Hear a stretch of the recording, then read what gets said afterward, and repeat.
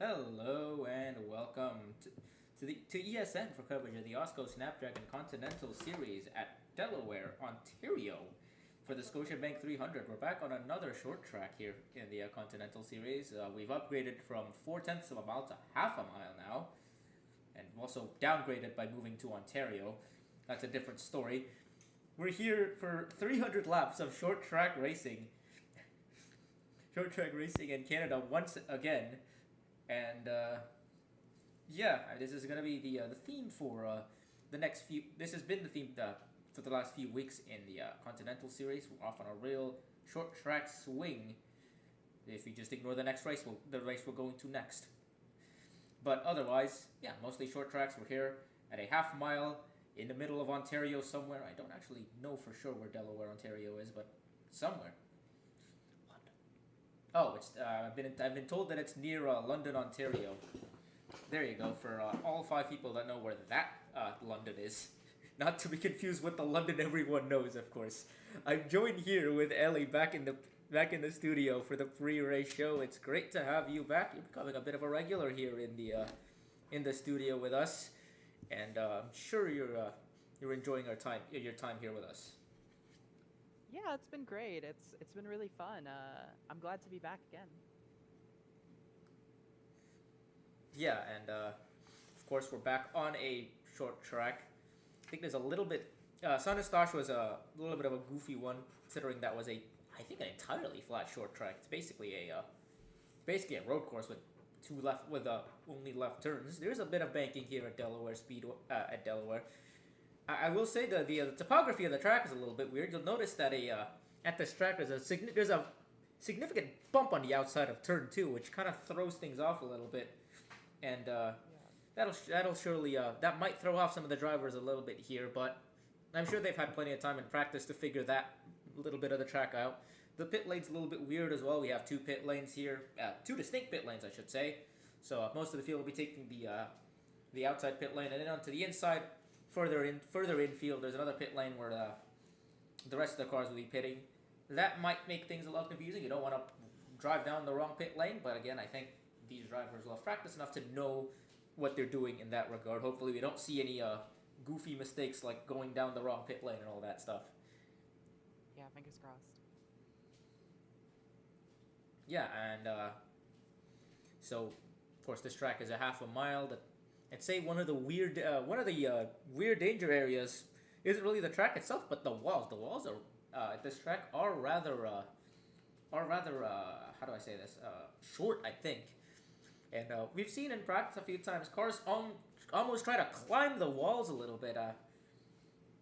I'm not sure if the tracks this track of course is kind of used for a little bit of a slower level of racing. I think the NASCAR Canada Series races this as well, which their cars are pretty similar to the ones we run here in the Continental Series. I think they share a body type, but few differences in the technical department. I think so. Maybe I think they might be a bit faster. Not entirely sure. But yeah, we've seen cars try to climb up the walls a little bit here. I think that might cause a little bit of a concern. Uh, if we get some cautions, hopefully we don't see anyone like fully clear the walls and like start grinding on it like it's a Tony Hawk game. But otherwise, I think the racing's gonna be really fun. We saw practice and things are really good. I think there's gonna be a lot of fighting. I'm not. I think the inside's gonna obviously have an advantage as it is in most short tracks. But I think just like in San Eustache, you can really fight on that outside line. It's been a theme in the Continental Series races here, where the short tracks have been pretty multi-groove as all things considered. I think. What do you think you'll expect from this race? I think it'll be a very interesting track. I mean, I don't know too much about the track, but I know it's half mile. I know it's known for being fast and could be demanding for drivers and cars. But I think we're probably going to see some similarities, more so on the end of maybe the midfield will be changing up a lot. That we might see a lot of aggression around there. I do see around some of these drivers starting at the upper rows, inside, outside. They've got some good positions. Some of the bigger names like Latanya Gray. But I think we're definitely going to see a lot of exciting midfield driving. Yeah, definitely. We saw quite a bit of that at Sonya Star. So I wouldn't. I think and I should say some of the other short tracks as well, Irwindale especially as well. So I think that's something that's become almost a given here in the Continental Series. We've had a lot of really good finishes uh, Hmm. on these short tracks, and hopefully we keep that streak up as yeah, going through that grid. It's a Dark Horse Racing lockout of the front row, Oswell and Gray up on that front. Tanya Gray keeping up good run of Tanya Gray keeping things pretty keeping up a good run there. Didn't have the best of races, I don't think, but uh, was running pretty decently early on in the in the Continental race at Son Eustache, and definitely always a threat to contend at the short tracks. We look at the rest of the top 10, quite a few rows, quite a few names to talk about. Alice Hageman, of course, who ran that inverted strategy at Son Eustache and led quite a few laps, but just didn't kind of get the caution that she might have needed to reset that strategy, and kind of ended up having to fight back from the back from a lap down to a finish top 10 still. You see two of our best drivers of the win, with Schultz and Moriyama both starting in the top 10, and then you see some maybe some outside contenders like Quinton and Rockwood. Rockwood came pretty close to winning at Delaware. She's come close to winning a few times already this season, but I think I just say Son Eustache, and I think Son Eustache was the closest she's gotten to winning all season. She was right there on right behind Shizzy Min for basically that entire final run. Once it became clear that Hageman needed to come in to fuel up, that battle for the win was pretty much between Rockwood and Min for the rest of the race. Yeah. Anybody else you want to talk about that's kind of starting up front? I mean, you already talked about Hageman, but I really liked her racing last race. I think she's definitely going to be somebody to watch out for. Same with Rockwood. Vinny Schultz is up there as well. But further down, I would say row 7, Rachel Ramos, Madison Estrada. I think they would also be two drivers I would also be watching out for, especially Madison Estrada. I've seen some pretty decent racing from her so far.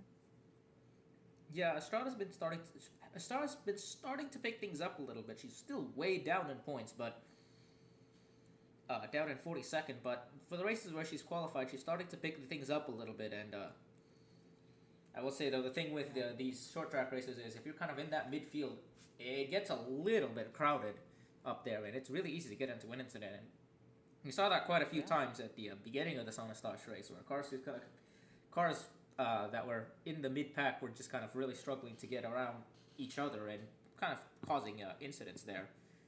But at the same time, if you could get around some of the mess that starts at the beginning, you can really start making moves you can start really making moves up the track. I mean, last week at Son Eustache, Willis Calloway finished 7th from a 32nd place finish, so it's not all that impossible to get good runs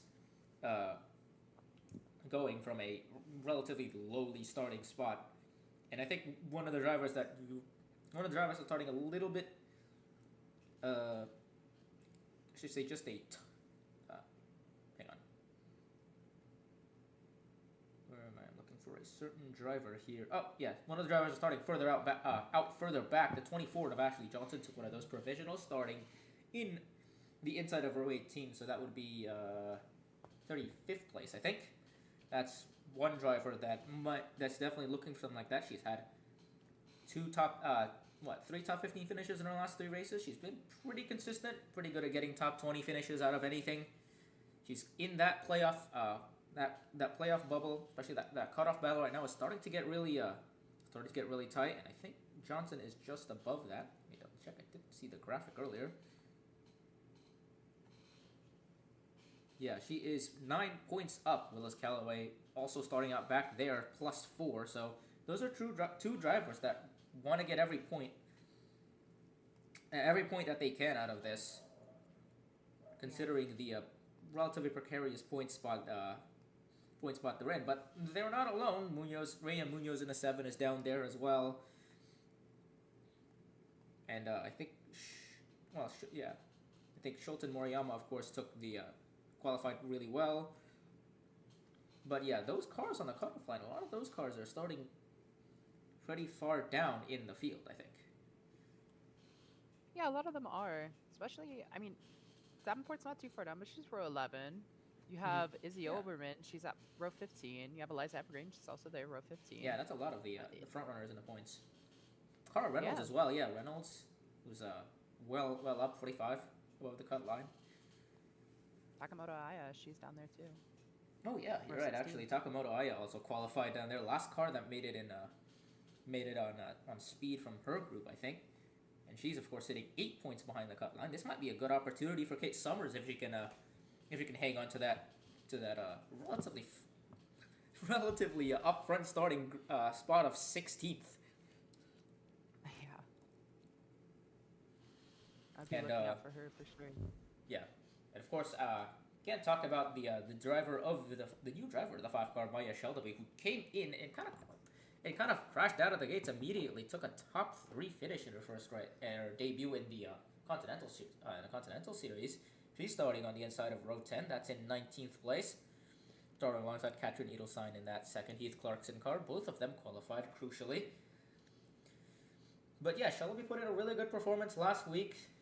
We'll see what she does here, but you expect her to keep that good work up and maybe continue to contend at the front. I saw some pretty impressive racing from her last time. I would be kind of surprised if I didn't see somewhat of the same racing. I think we could probably see a similar performance, maybe not top 5. If she does get top 5, that would be very interesting. Yeah, I think she might be at least in contention for a top 10 given the pace of that 5 car in Yeah. the last race. And I completely neglected to mention, if we're going to talk about the cutoff battle, Jackie Kennedy on the inside of row 2 in 3rd place, in what might be the best place outside of pole to start this race in. And she is right there at the front. If she can grab a win here, it's, obviously early days, but if she can at least get up front and stay with the front pack, things might get really interesting here in that playoff race. If she can manage to notch up a win, of course, the drivers that are sitting behind her might be even hungrier for a win. You got Hageman, Jones, and Quinton, who are all I think lower down in the in the points, and a win for them would basically really shake things up. But of course, Oswald of course is in that kind of similar situation. So everyone on that inside line on the top 10. Every one of those guys doesn't have a win yet, I don't think, and we're all pretty at least just below the cutoff line, or pretty deep down in points. So that's gonna be we might see a lot of aggression here to take the lead early on. What do you think about Yeah, that? I think Yeah, I agree with you. I think we're probably going to see some aggressive racing from the inside top 10, especially. A lot of these drivers have seemed to be very aggressive the past few races already. So the closer and closer we get, I think they're just going to keep getting more aggressive. I think we're going to have a lot of tension here. I mean, hopefully not, but we might have some tension here. Yeah, I mean the short track racing is kind of conducive to creating that kind of atmosphere, I think, and Yeah. with the way just things are in these tracks, and when you put a place and a spot in the playoffs on the line like this, at least early on in the race they should be holding back a little bit, but from what we see in these Continental cars, they don't really seem to subscribe to the notion that to finish a race, and first you have to finish, and so sometimes they end up going a little bit over aggressive for the early on in the race. Yeah, we've definitely noticed that. All right, and with that, we'll take you over to the booth with Echo and Caleb Rose, we'll see you guys a bit later on for the rest of the race. But until then, enjoy the show with Echo doing the starting, covering the start of the race. Yeah, and welcome to the Delaware Speedway here in Delaware, Ontario. Just a few minutes outside of London, in this beautiful area of Southern Ontario. I'm joined by Caleb Rose. Hello, Caleb. How are you doing? Hello, Echo. I am doing great. Thank you so much for having me up here once again, and I'm really looking forward to this one. Yeah, half mile short track. I mean, this has kind of been what the Continental drivers have gotten a lot of experience on lately. You know, they've got more experience on these kind of tracks at least than they did earlier in the year. Um, what do you expect for this one? You know, this is a short track. This is going to be a tough track to conquer, but it's pretty similar to a fair few other short tracks that we've seen. What do you think we're going to see out of this one? Honestly, don't really know what to expect. Of course, it is a in-our short track, so I don't know if we will see it tonight, but I definitely wouldn't be surprised if we maybe saw some chaos, but definitely expecting some good racing here tonight as well. These races are always usually a lot of fun, and definitely cannot wait to see how everything will go down here tonight in Delaware, not to be confused with the U.S. state. Yeah, that's true. It's a bit confusing. I think there's been a few people I've talked to who thought this was in the U.S., but no, it's in Canada. We're in Ontario. All right, let's go through our starting grid for this race from the Delaware Speedway. Row 1, Lynn Oswell is alongside Latanya Gray. Dark Horse Racing sweeps the front row, and Latanya Gray on the front row at a short track. That's I'm not sure how the rest of the field is going to react to that, but we'll see how it goes. Row 2, Jackie Kennedy and Casper von Weber. In row 3 is Alice Hageman and Vinnie Schultz. Row 4, the 4 of Cassidy Jones and the 64 of Mayumi Moriyama. Row 5, the 82 of Zoe Quinton and the 78 of Lexi Rockwood. Row 6, the 66 Jet Brackett and the 35 Krista Anderson. Row 7, the 2 of Rachel Ramos and the 88 of Madison Estrada. Row 8 is the 44 of Lulu Connie and the 8 of Kate Summers. Row 9, the 46 Shizzy Min and the 26 Robin Morales. Row 10, the 5 Maya Sheldaby and the 14 of Katrin Edelstein. Row 11, the 22 Naomi Davenport and the 51 of Stella Arcadia. Row 12, the 40 Laura Sundale, the 60 Jennifer Wilson. Row 13 is the 95 Cara Reynolds, the 42 of Freya von Lundquist. Row 14 is the 54 of Brenda Davis and the 25 of Kathy Ableton Perez. Row 15 is wins leader Izzy Overman in the 93 and points leader Eliza Evergreen in the 10. Row 16, the 7 of Reina Munoz and the 11 of Takamoto Aya. Row 17, the 55 of Deborah Williams and the 6 of Lux Akuma. Row 18, the 24 Ashley Johnson and the 0 Hieta Yoko. And row 19, the 99 Karina Willis Calloway and the 38 of Isabella Fitzmaurice.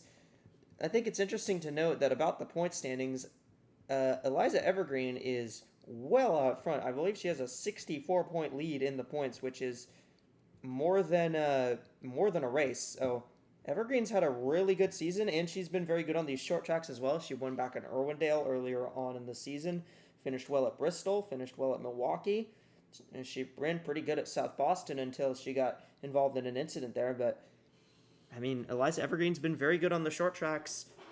She's starting pretty deep, though. You think that she might be one to watch come up through the field? I think she'll definitely be an interesting one to watch. I think you said that she's very good on these kind of racetracks, so I definitely think that she could potentially make her way through the field. We'll have to see how long it takes, but I definitely would not be surprised to see that 10 car making their way up through the field. Especially if we have maybe some chaos in the mix, we'll just have to see, but yeah, I definitely think they can do. I also want to mention Maya Sheldaby, who, literally ran her first oval race in her career last week at Saint Eustache. And she got a podium out of it. Ran really fast at practice, but she's starting a little bit further back of the field. This is a track that's got a lot more banking than Saint Eustache does. How do you think she's going to tackle this one?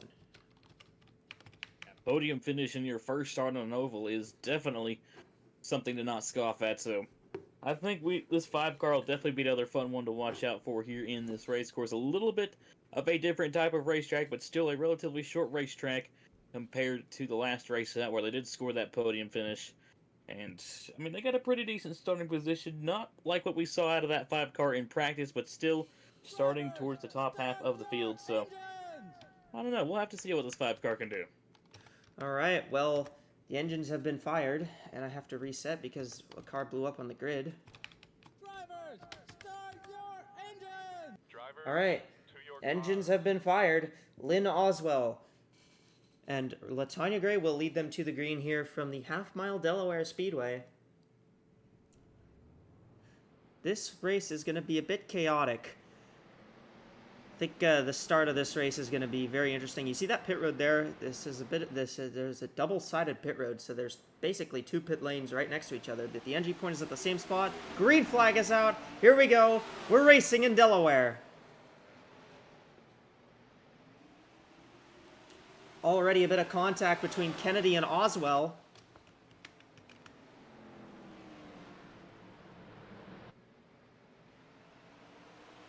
And Jackie Kennedy gonna lead the first lap. Just barely, but the 12 car was able to get underneath the 96, get down there and take the race lead away. So Jackie Kennedy, after missing the race last week in San Eustache, out to the early lead here.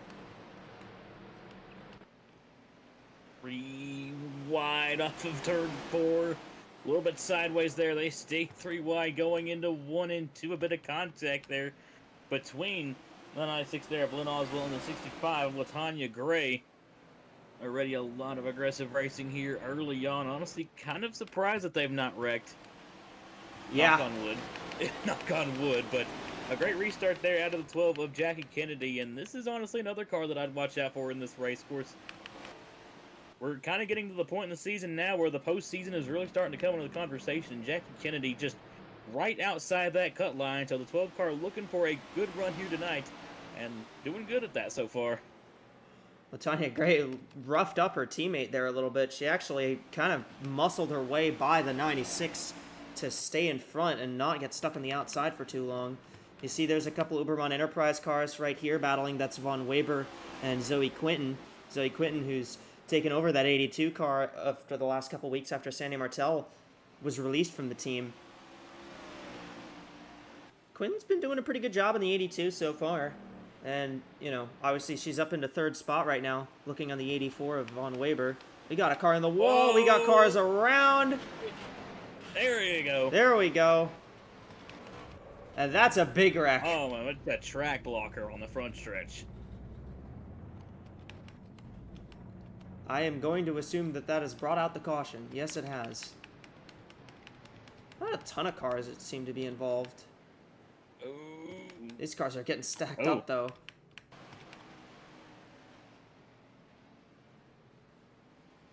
It's luckily with it being a short track, these guys can tank a bit of damage. Not sure about that, though. That was a bit strange. 12 car is in, 84 is in. Got multiple cars coming down pit road. I guess that's not surprising. You just saw a bunch of those cars run into each other, so.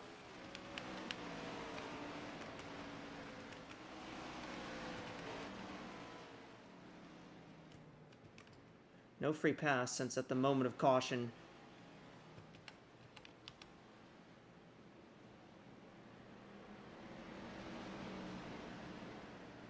There was nobody a lap down. Well, an interesting start to that one. That's about the wreck I think we expected to see early.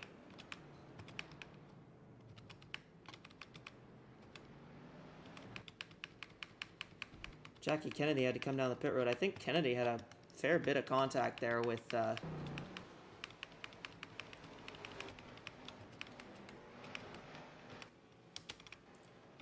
and you'll see there as there's another pit lane over there. That's the other pit lane. Because of how these pit lanes are staggered, it's a bit interesting.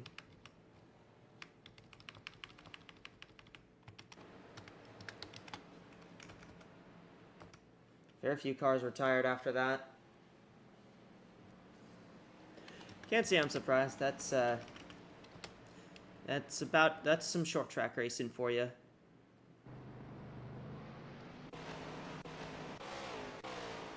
I'd like to see what happened to the 12 of Kennedy. Ah. Oh, yeah. Yeah, that would do it.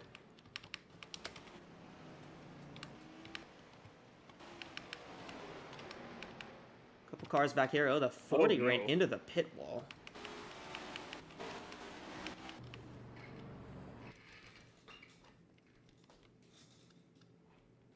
Let's see. I believe the 96 of Oswell. This was kind of the catalyst of this one.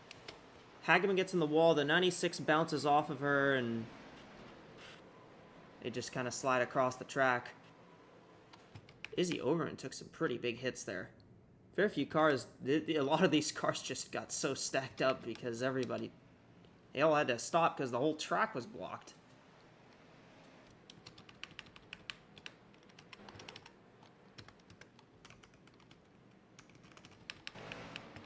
I think the 25 might have been halting damage repair due to the pace car. Maybe. Well, pace car is going to go off this time. Action-packed caution flag. Not something you really like to hear, but it is a short track. All right, pace car's off. Quentin will lead Gray to the line, and the green flag is back out. And the 65 is already going underneath the 82.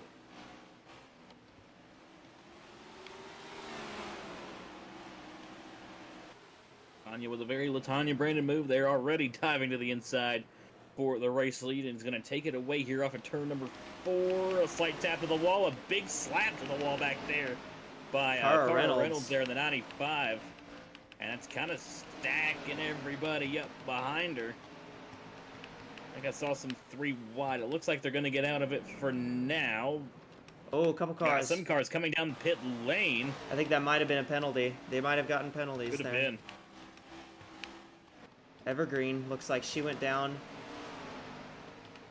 Well, Latanya Gray out front of the field here at Delaware. Naomi Davenport, Reina Munoz, Jet Brackett, Casper Von Weber make up the top 5. The 10 car has actually scored a lap down right now, but very few cars have fallen a lap down just because of how the pits are staggered here, so that may be something that needs to be looked at.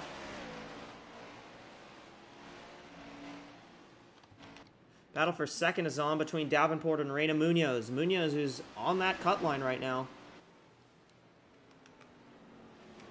Talking earlier, Jackie Kennedy right below that cut line. Munoz is right above that cut line, just barely. 1 point. That 7 car also looking for a really good run here tonight. Now going for second on the number 22 there. She'll take the spot away. She's going to take the spot away.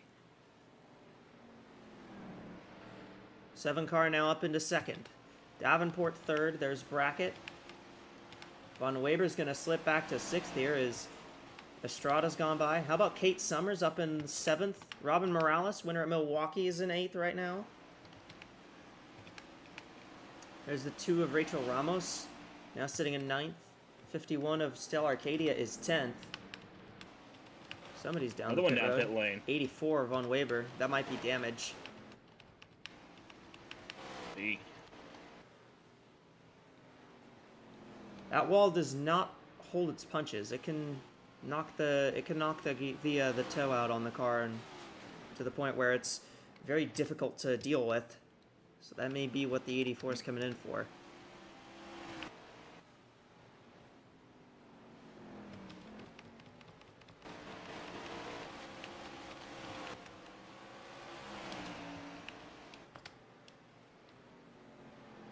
Still on the racetrack despite the damage to that 96. We got more cars coming in. Min, Yeah, honestly, kind of like you touched on. I honestly think it's for damage repair for a lot of these cars. As after that big crash there on the first couple of laps, we got a lot of cars kind of limping around with damage. And of course, like you mentioned, that outside wall is definitely not friendly, as Ramos almost caught it there off of turn number 4. But yeah, very chaotic start to this race. But it's in our short track sometimes. You kind of just got to lean into the chaos. Yeah, it just happens sometimes. Ramos is going to go underneath Arcadia here now for the 8th position. Crossing over on the 51. Those are 2 teammates there. North Star Motorsports teammates.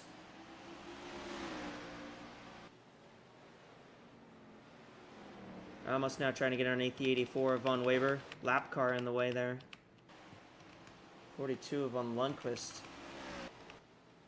He's dropped off the lead lap and into the pit lane as well, so.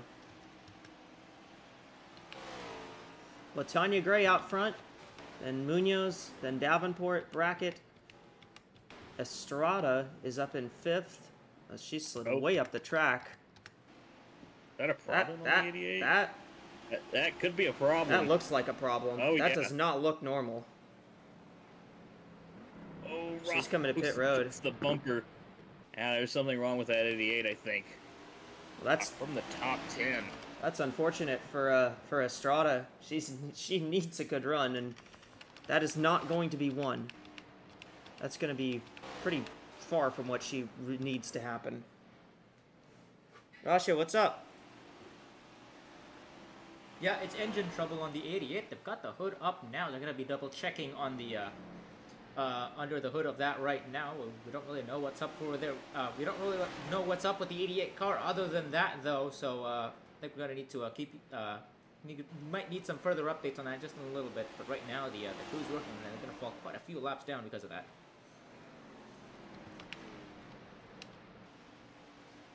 Latanya Kind of Gray. sounds like what's up is the hood. Yeah. Latanya Gray's trying to maneuver through the lap traffic here. And that's letting the 7 kind of close in here. That's letting Munoz close in Yeah. on Latanya. Outside pole sitter, Latanya was. But I don't know if she's leading the race, but I don't know for how long because the 7 is right there. Reina Munoz is there. Jet Brackett is sitting in 4th in that 66 car. Then you got Kate Summers up in 5th. Having another pretty good run. Oh, Maya Sheldaby up in 8th. She's managed to survive. She's driven through quite a few cars. Just talking about Shelby pre-race and looking for another great run here to back up her oval debut. Yeah.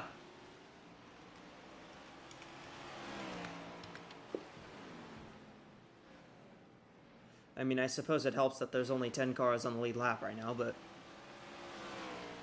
Props to her for surviving all that, I guess. yeah, you gotta survive.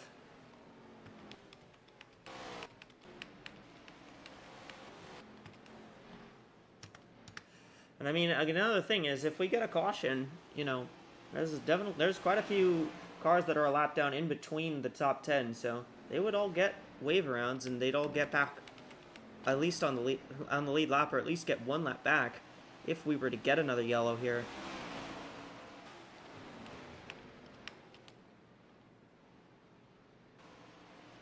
We have heard the call from race control that they will be implementing the Irwindale procedure where at the time of a caution, all cars from this point forward would be locked on the lead lap regardless of if they lose a lap on pit lane. So I think that's a good call.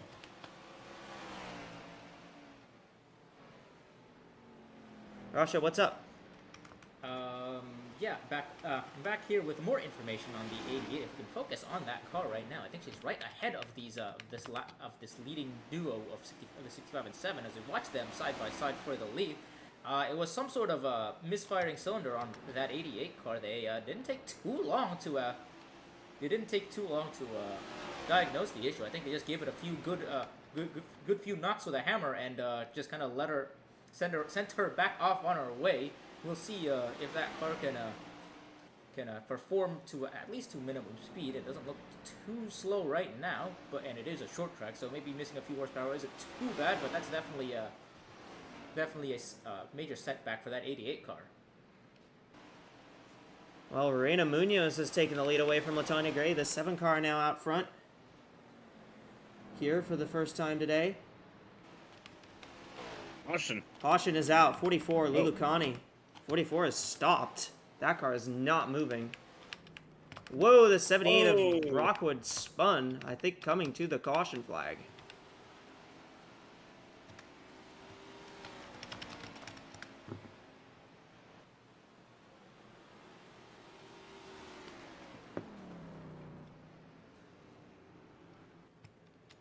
And here comes everybody down the pit road.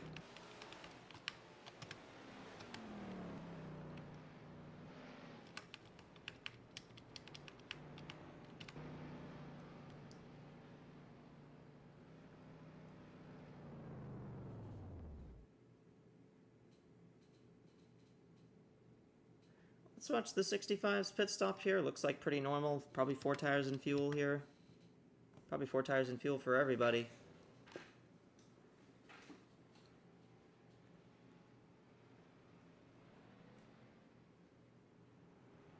They might be buffing out a little bit of damage on the 65 here.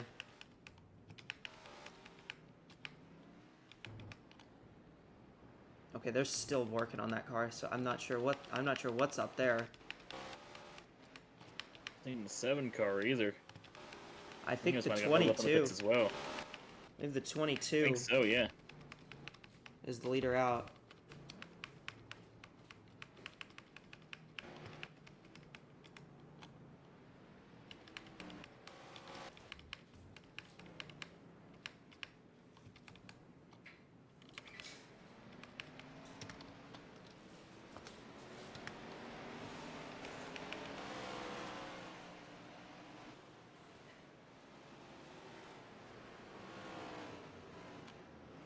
Be careful. Ellie, what's up on the 44? You know? Alright, so the pit team is working really hard. The hood's up right now. They're trying to discern what the exact issue is. Probably gonna fall back maybe a lap or two.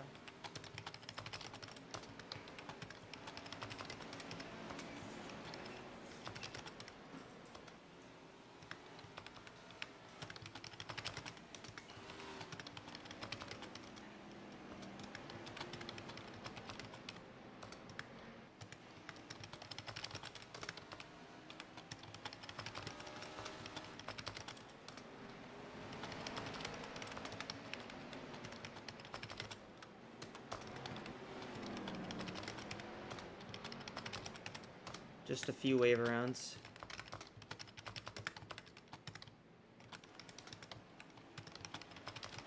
Not much.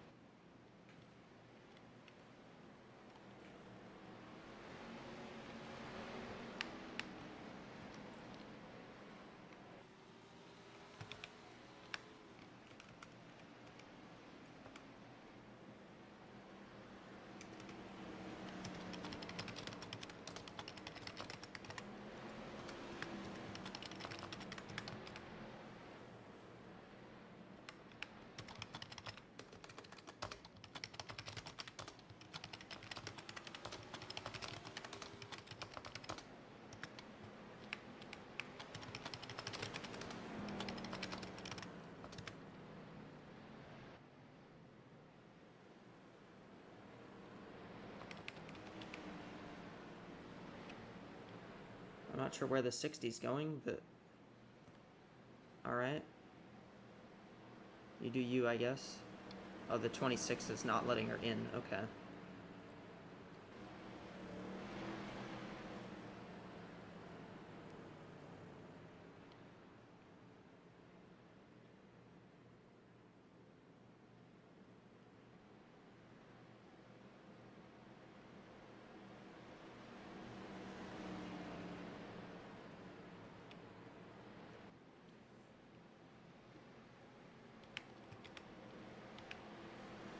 Alright, well, we're gonna go green anyways. Alright.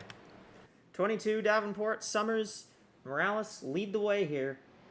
Here we go, green flag is back out.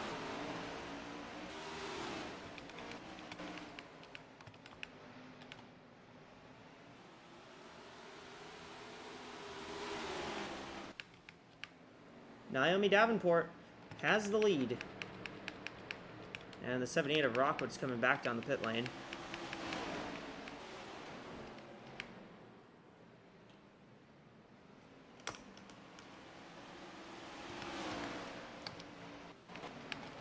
Oh, the 62 is real slow. Vinny Schultz. That's really difficult for her because she's second in points and she's coming down pit road. A lot of cars coming down pit lane here.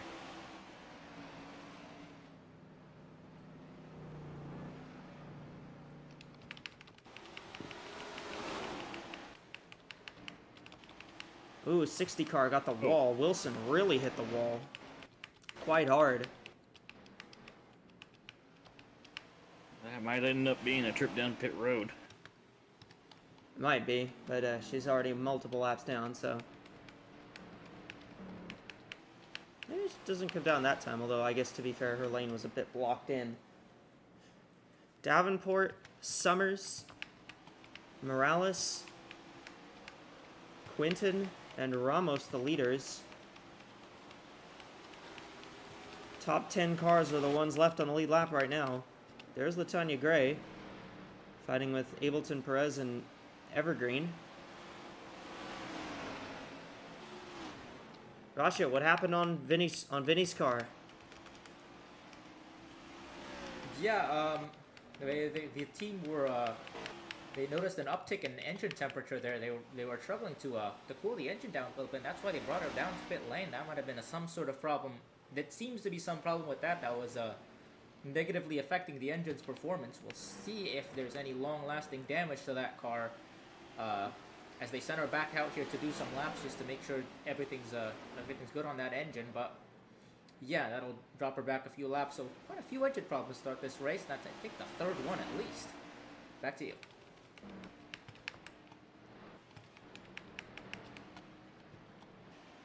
There's Zoe Quinton is in fourth. Robin Morales got the wall pretty decently that last time by. I think that was Morales that got the wall. Unless I'm just utterly misremembering, which I might be. I think it was the 26 that kind of caught the wall there off of 4.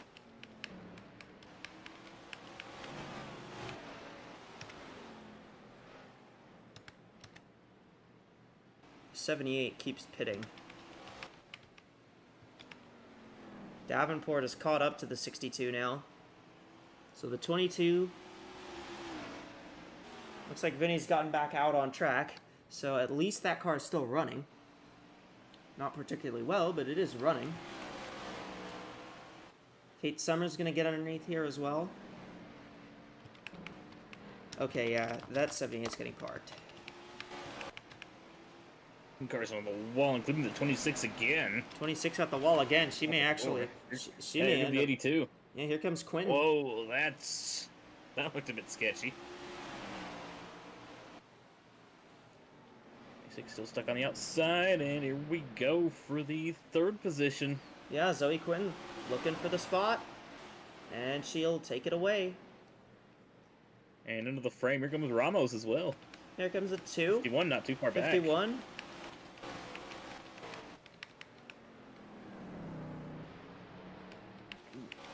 '96, I think, has some damage. Yeah, just a little bit of damage there to the 96.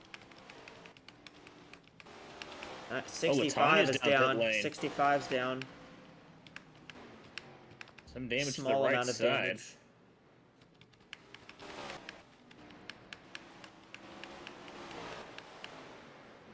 There's the 2 of Ramos getting up into this 26. Or in the 26 up the track. Opens the door for the 51. No, the 51 get 2 spots.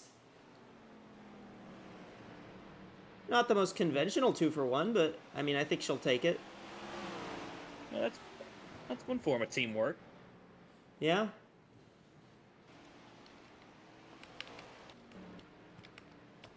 Catching up to the 12 here of Kennedy. Davenport leading the way still. Winner at Kentucky a couple weeks ago.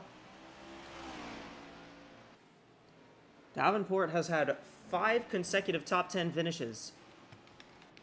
She's run very, very well the last few weeks. And she continues to keep that well-running streak up as we are on lap number 64 here at Delaware. Kate Summers had been running pretty decently. Had a bit of a falter the last couple weeks, but she's back up here. Up in the second position, running runner-up right now. Nice to see Summers up here once again there in that 8 machine. Like you said, not had the best past couple of weeks, but starting to pick up the pace here once again, and right now running in second. But still quite a long ways left to go here in this race, so Kate Summers, I'd definitely still watch out for that 8 car and the 22 as well, like you mentioned. They're on a hot streak right now, so looking to add to that here tonight as well as Rachel Ramos is down pit lane. 2 car. She must have had some sort of damage as well. Zoe Quinton's third. There's Stella Arcadia in fourth, closing in on third now.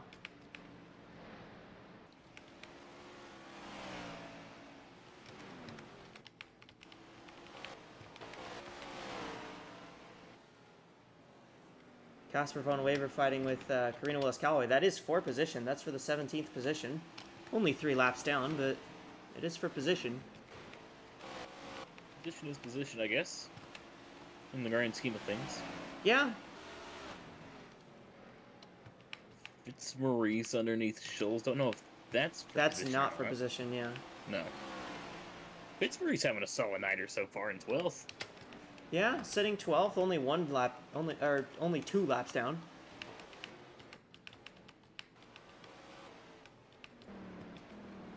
Lap down doesn't sound the best on paper, but it is I mean- definitely a lot better than a lot of other drivers can say so far tonight. There's 8 cars in the lead lap. There's 10 that are within 1 lap down. Ellie, what happened to the 2 of Ramos? Ramos has some minor damages on her car, but they're looking to try and get it all fixed so she can get back out on the road because it was hindering her performance. So 38 down pit road. Well, that might be commentator's Hey. curse. Just had to open my fat mouth, didn't I? Whoops. Oopsie daisy. You know what? I'm gonna do it again. After that crazy opening to this race, I think we need a bit of a breath catch. Hey, Nah, because now you're trying to do it, so now it won't work. That's fair enough. Shelby's running in 7th, pretty solid.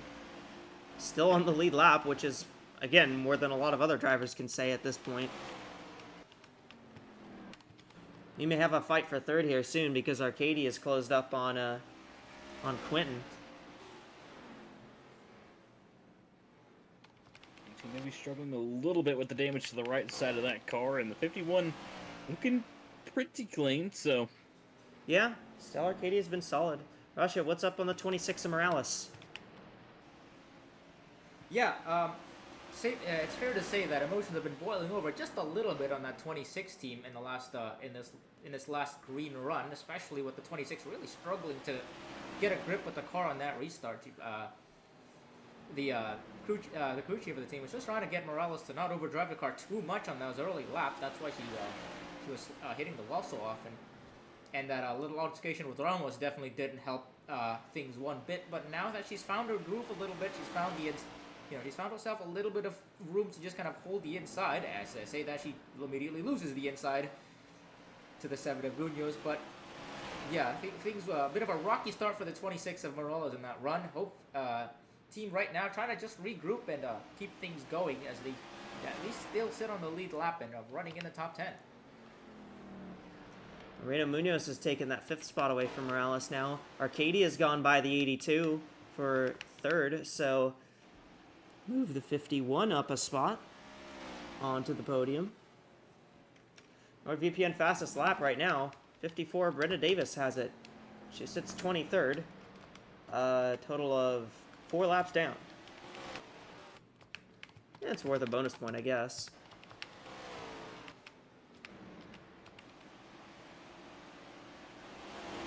Is really in the thick of lap traffic right now.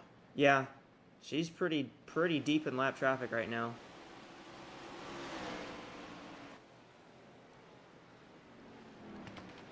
Just put the 42 of Von Lundquist a lap down, or 2 laps down. Lap times around here pretty short, about 17 seconds. They don't take much time to get around this place. We may have a fight for 6th here soon because here comes Shelby. 66, not too far behind either. Yeah, Ooh, that was a bit of a dive to the inside.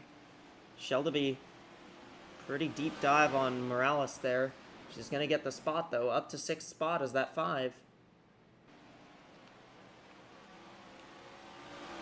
Something's just clicked for the 5 once they put Shelby in the car. This car has run a lot better. Not only in practice, but in the race as well. And It's very interesting because she doesn't really have a lot of experience on these kind of tracks. This is kind of what this series is made to be for, is for those drivers who are less familiar with short tracks to get the familiarity here. And Shelby's taken to it very quickly in that 5 car. However, she's still running behind the former driver of the 5 car, which I find that kind of funny. Because there's Zoe Quinton in the 82, sitting 4th now. 1.6 second lead is what Davenport has on Kate Summers, as Summers is stacked up here behind this group. 55 got the wall in front of the 8, and the 8 had to slow down and not run into her. We're now in the middle of 3 wide. That is... See, that's really not going to help. Not the most ideal situation.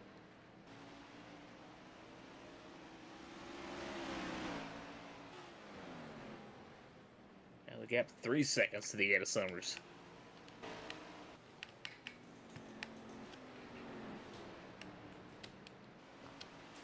Naomi Davenport still out front, though. Summers...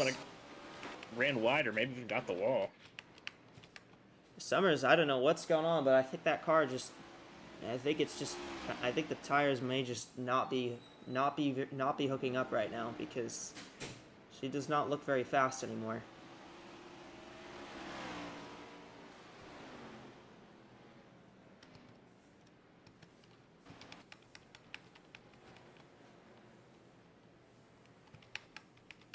As far as I can tell, nothing's happened to that car, so...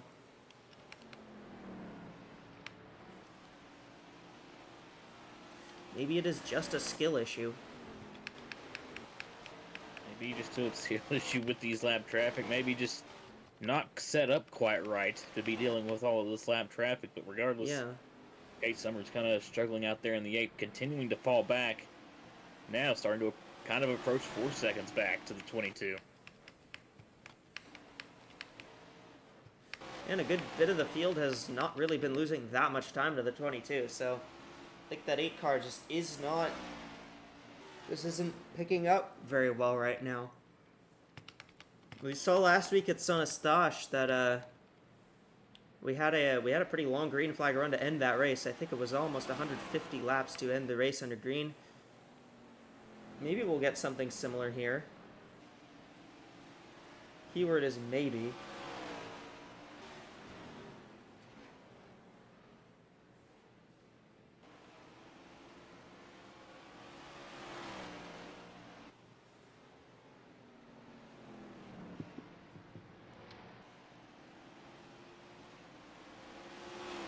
Yeah, 51 really starting to pop into frame, only now about a second back from Summers. Yeah, 51's been gaining time on not only Summers, but also the leader. Yeah.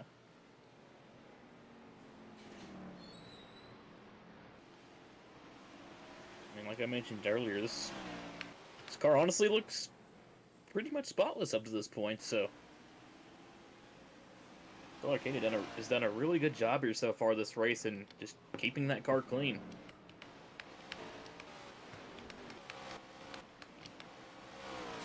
Summers has really started to drop back.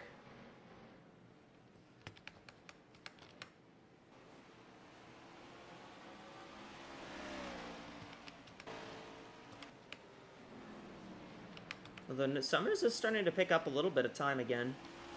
Well, I think that may more be due to the 22 kind of getting stacked up back here.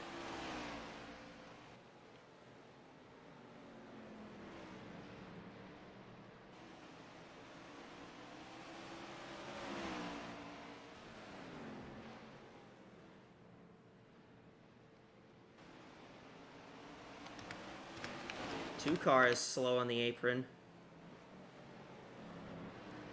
Look out. Ramos gonna make it back to the pits. The 60 loses it. Yeah, she hangs on.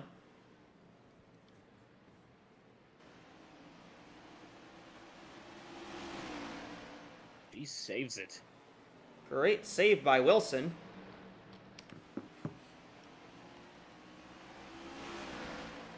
Well, we're 100 laps Still. down. Pretty quickly, too. Only took us about 35 minutes to get to a third of the way through this race. Even with 2 cautions.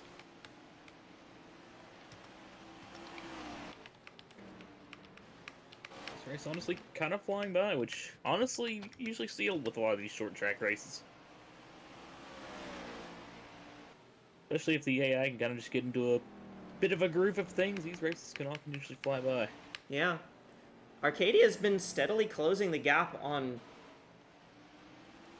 not only Summers, but on Davenport as well. Arcadia's down to just 5 seconds back. Same for the 5 car of Shelby. She's been slowly closing in. She's under 10 seconds now.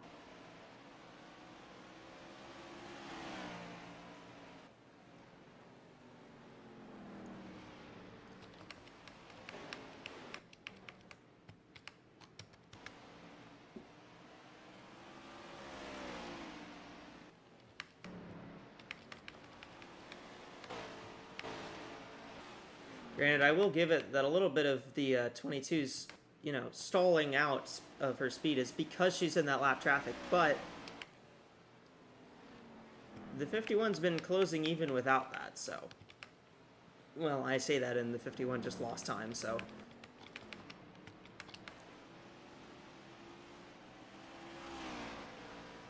The only problem is now they have to get through this traffic as well.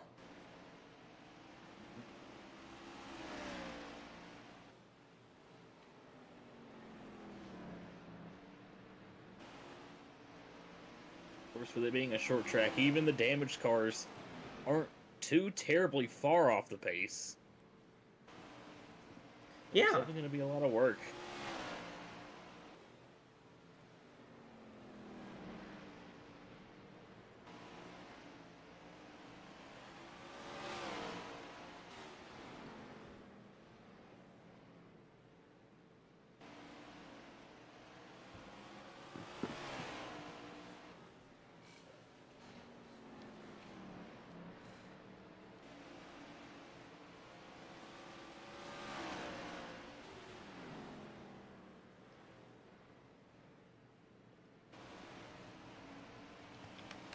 Yeah, now the 51's around the 42 as the Whoa. 99 of Willis Calloway is crashed in the inside wall and the caution is out.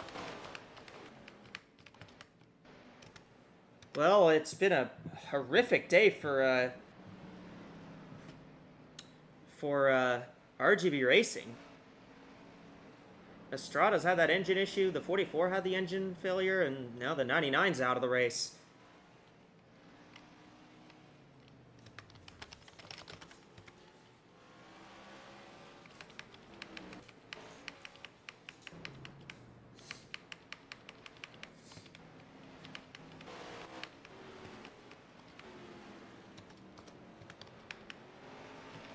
Well, Ellie, what happened to the 2 before this caution?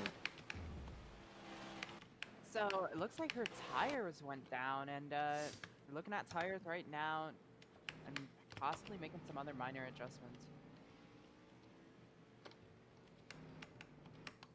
51 jumps the 8 on pit road.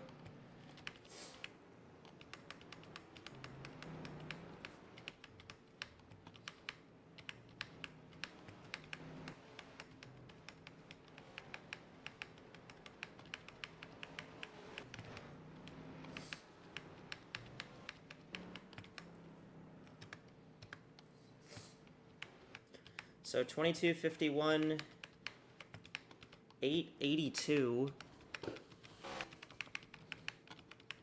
It's very hard to figure out who's getting where in terms of where they are on lap wise, just because of how weirdly staggered the pit road is.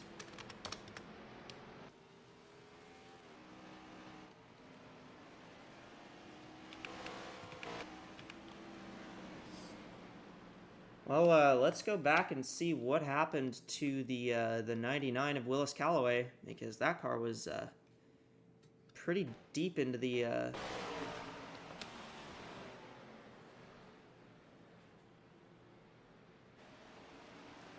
oh, the 6 of Akuma got her. Oof. Jeez.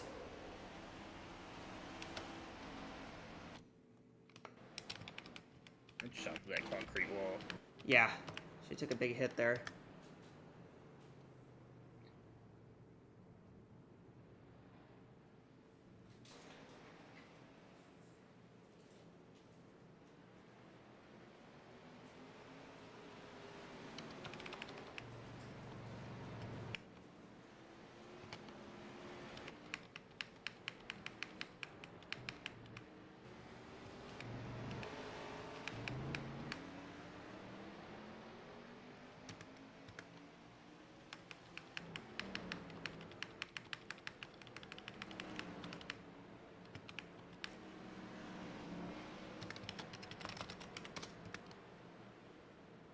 Will get the wave around here. I will be lap plussing the 0. Okay, 20. So, here's how it stands as it looks right now.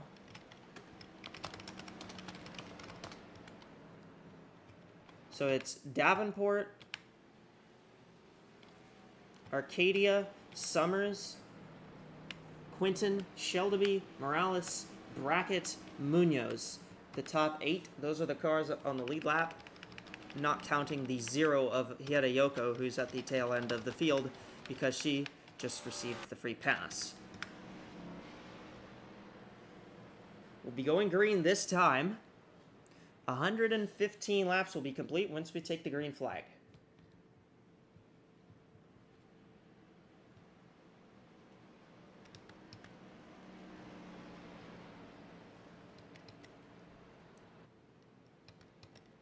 Pace car will be pulling off here. Does Davenport have some competition from her teammate Arcadia? We'll find out. Green flag. Here we go.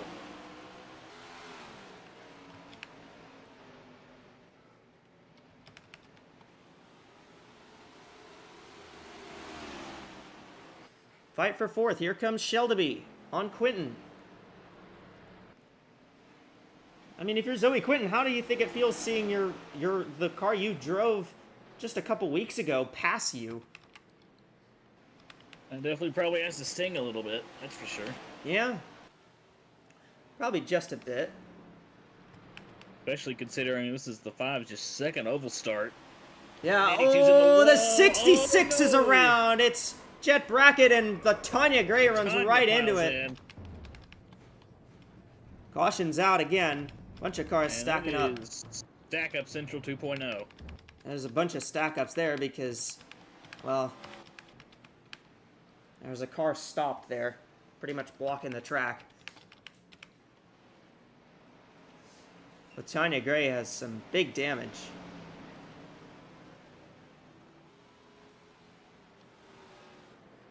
Oh, the 65. Latanya's not happy.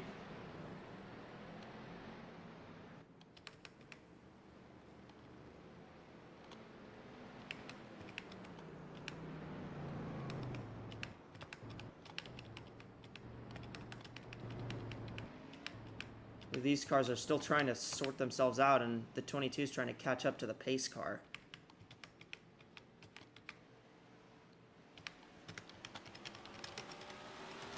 .35 of Anderson will be the free pass car, unless she was involved in that incident, which I think she might have been.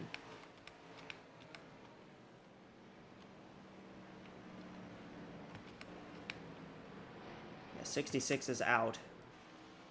Unsurprisingly there.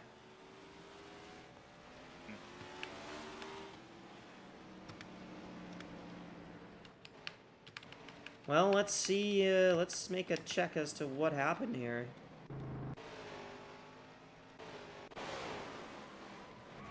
Oh, yep, the 35 was involved, so yep, no free pass on this caution. Well, what happens to Jet Brackett? I think she gets tangled up with, she got tangled up with Quinton here. She got tangled up with her teammate Wilson. She never made contact with the 82.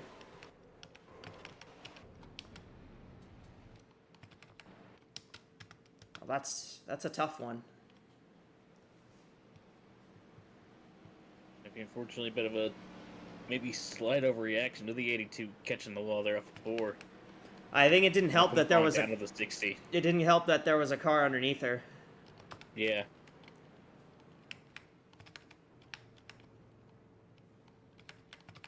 Well, a bunch of cars are going to take wave rounds here because... Yeah, in our short tracks. bunch of cars are going to take wave rounds here because of where the 0 is.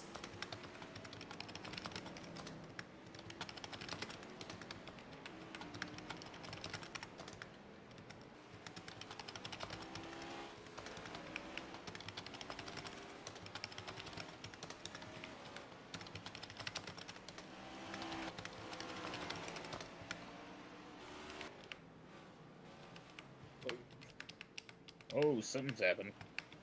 I think the 64 just scraped a little bit of the 7 there. Yeah. All right, well, with everybody waved around here, Davenport is the leader. We're going to go back green pretty quickly. Well, pretty quickly here. All right, back to the green flag we go. 123 laps are complete here from Delaware. Here we go. Green flag is back out. Yoko already making the move making moves. on Munoz. Hey, if you're Yoko, I mean, this is great for the 0 because, well, she's caught back on the lead lap and she's caught back up to everybody else as they're 3 wide here with Morales, Shelby, and Summers. Oof.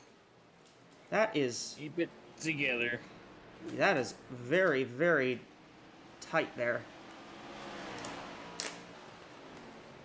Yoko finally up here in the mix and already making moves in the 0. Yeah. Already also looking to try and get by Summers and the 82 there. Those are the 2 Ubermont Enterprise teammates. Whoa, they wrecked behind. Oh, we got a car upside down. It's no. Von Lundquist. Big one. Wow. Engine's still running on that car, so she might actually keep it going. But caution's out. Big crash in turn 3. The old age saying goes, cautions breed cautions. I think the 0 just ran into the 82.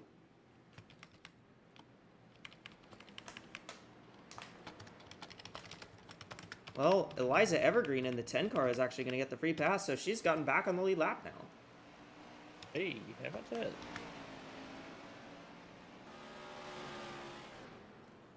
Be careful, be careful, be careful, be careful. Okay, you got it.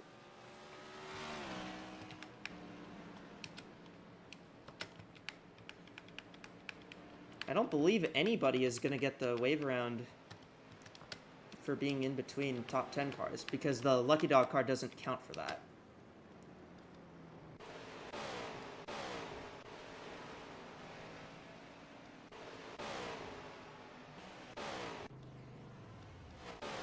The 38 was exiting pit road.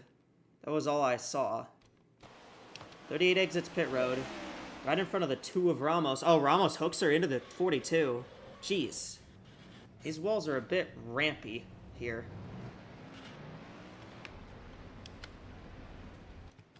42 is in fact out of the race, so...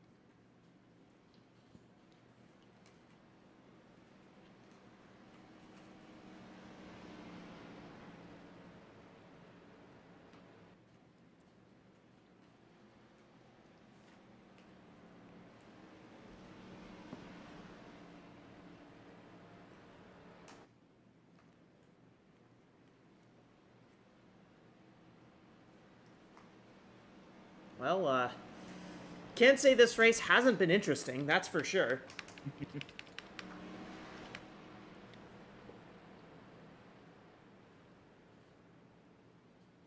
All right. Definitely undoubtedly been the case here up to this point. All right, well. 9 cars scored on the lead lap at the moment.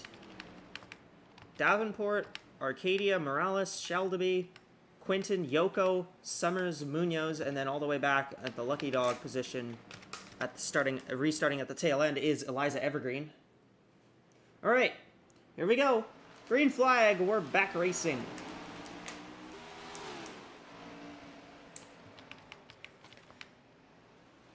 Feel like we could see a lead change. The 51's pretty close to the 22.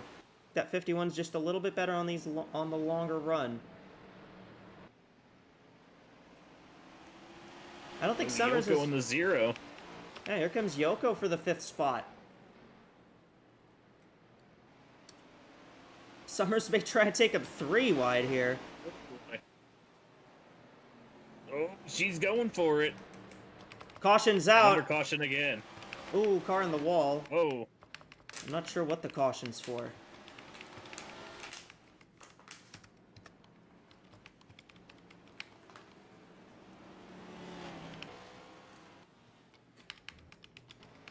I'm not sure what the caution is for. We'll have to figure that out. 35 of Anderson will be the free pass car. Well, it was clean for a while, and then, well, the cautions have really gotten. There's been a fair few cautions, to say the least. Couple. Oh, the 64 Whoa. Moriyama. That's where it was, I think. I believe so. That's a bit tame, honestly. Yeah, I guess she was going a bit slow, but feels a bit tame for that to be a yellow.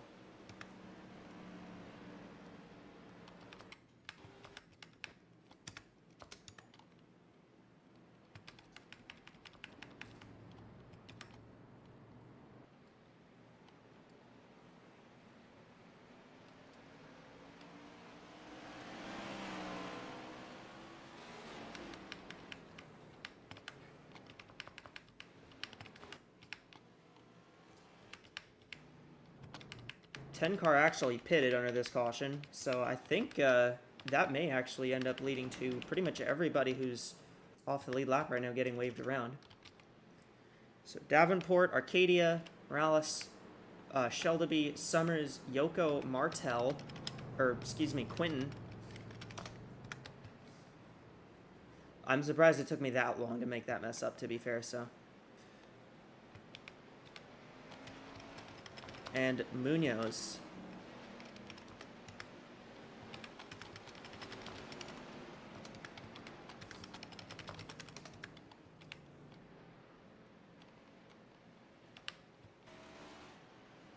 Izzy, please. Okay.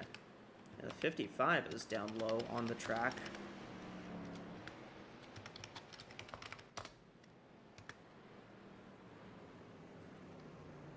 I think the 55's coming to shortest pit. way around. I think the 55's coming to pit road. Yeah, she is.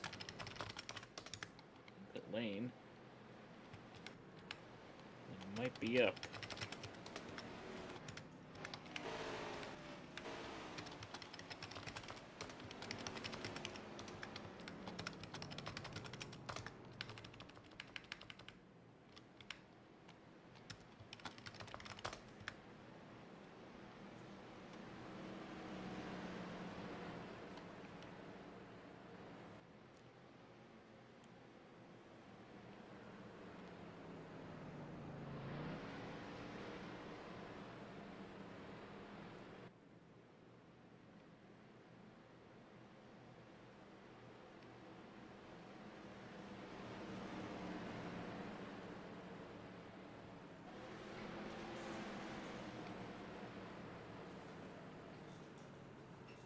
Oh, okay. They just don't want to move out of the way. Alright, that's cool.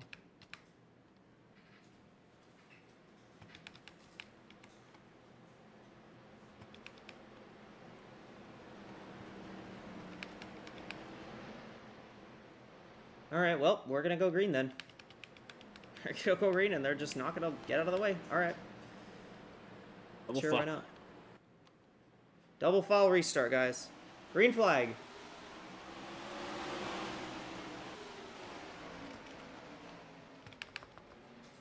Oh, already 3 wide. Already 3 wide. I can't say that's surprising.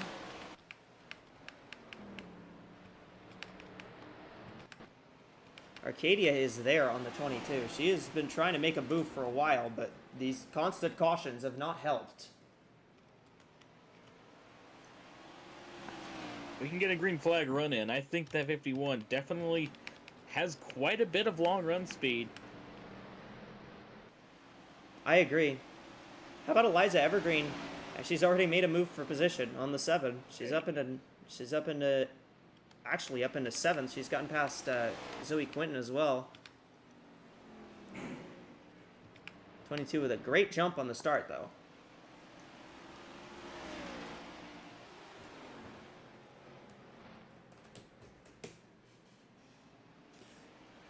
.26, Robin Morales all over the back bumper Caution. of the 51, and the caution back out already. I believe again. it's the 96 of Oswell.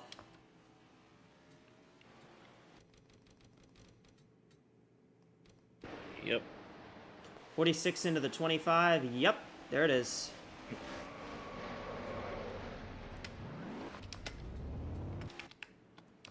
Well, 35 of Andersen is actually back on the lead lap now. So this car is back on the lead lap. Yes, short track racing.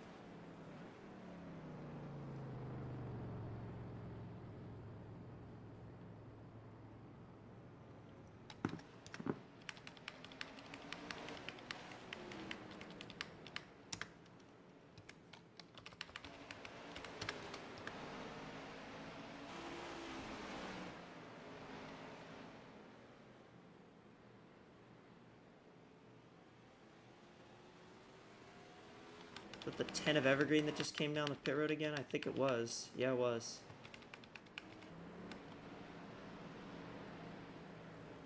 Okay, 35's pitting. Well.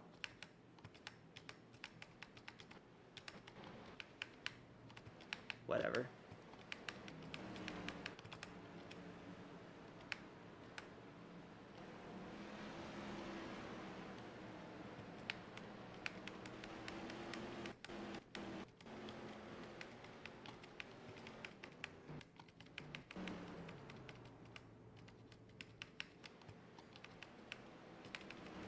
Let's see, Davenport, Arcadia, Morales, Shelby, Summers, Yoko, Quinton,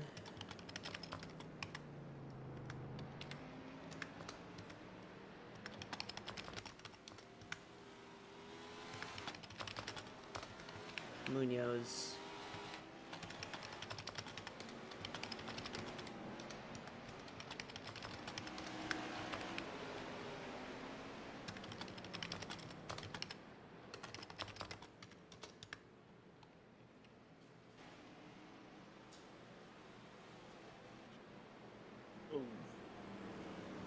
all right, well.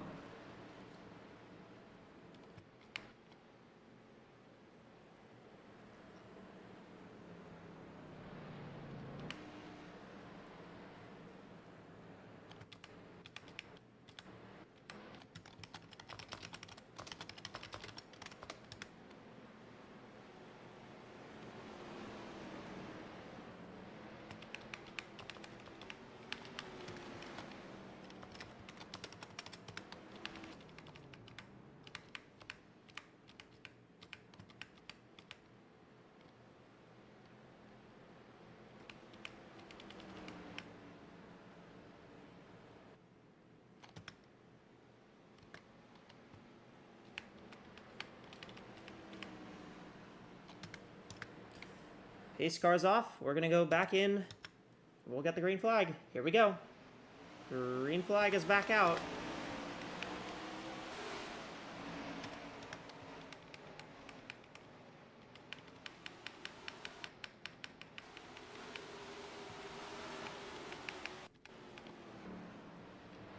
Caution is back out. Oh, Oswell's around.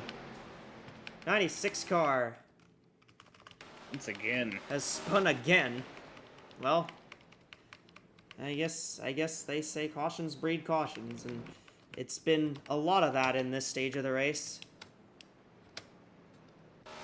What happened? What happened to Oswell?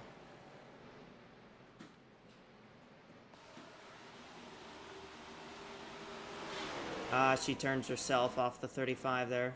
Just not clear.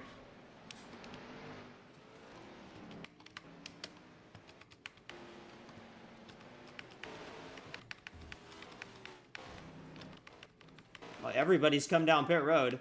I believe we're in the fuel window, so... Free pass car will be the 2 of Ramos. The 35 stay out on the racetrack from... 35 going to be the leader if they stay out? I believe she is.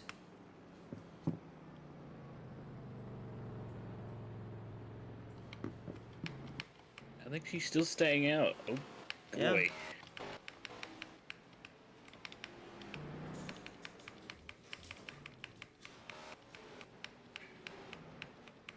Yeah. Yeah, 35. Anderson's now going to be the leader. I don't know how fast this car is going to be, but it is going to be the leader. What's up, Russia? Yeah, Echo. Remember, the 35 came in in the last caution when she got the free pass and actually fell, and sacrificed a lap to stay to come in. That's actually a bit of a stroke of luck for her and that 35 team because everyone had to come in there, and because of that, she managed to cycle her way up to the front. We'll see. Yeah, we'll definitely have to see what the 35 does from the front, considering she has no front end. But it's a short track. It hasn't stopped cars without front ends from competing before. And, well, we'll just have to see what happens here.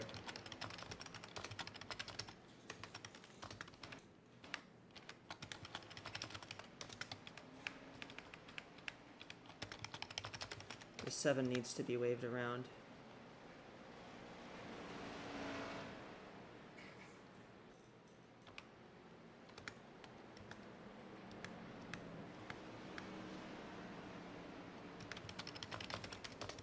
Okay. So let's see. It's Anderson, Yoko, Arcadia, Evergreen, Davenport, Summers, Shelby.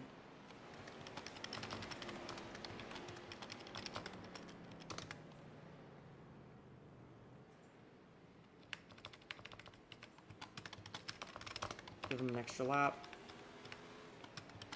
Morales, Quinton,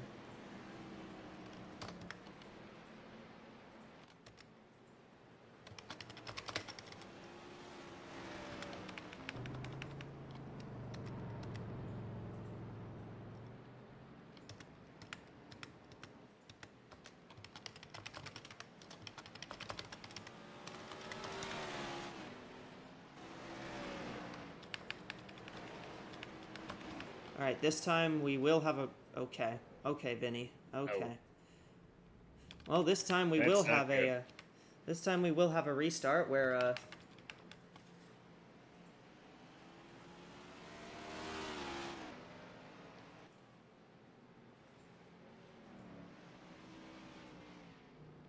Okay, well, Vinny's just going to go into the pits and I think probably call it a day. Rasha, what happened to the 55 as well? Yeah, I mean, when it rains, it pours for that 55 team because they're now because Deborah Williams was reporting that the engine was overheating for some reason, and they discovered that they had some sort of coolant leak on that car, so they've had to top up the coolant on that car and just make sure that just to double check that any leaks that were there weren't dispensing of too much coolant that they wouldn't be able to run out there. We'll see what happens in the rest of the race. Hopefully they don't have to top that off too many times, but otherwise it's gonna be might be a very long race for that 55 car. Everybody just came to pit road. Okay. If that's a bit of a strategy bit or what. The 26 stays out and takes over the lead. 88 Yeah, of they got to stop the Estrada has 26 some coming damage. down. 26, I think, did just come down. 7 Now stayed out Raymond here. Munoz is the lead. I have no idea what's going on. And the 35 actually was doing pretty good there out in the lead. Despite the damage, actually got a really good jump off that restart. Yeah.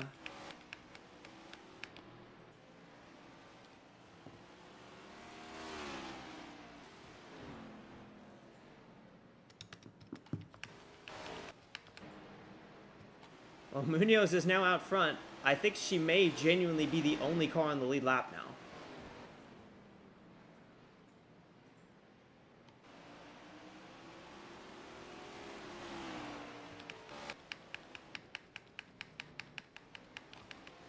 Eight of Summers is still on pit road. Okay, Rachel Ramos is on the lead lap, and so is Hieta Yoko, and that appears to be it. I have no idea what just happened. But, Has definitely been up there in the short track chicanery. yeah.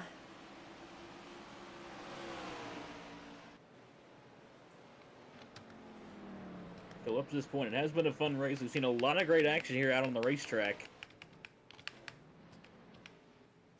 And still a lot of time left in this race for stuff to happen. Oh, yeah, absolutely. I guess for better or for worse. You know, Oh, speaking of Never know until it happens. speaking of there being a lot of time, we are past halfway.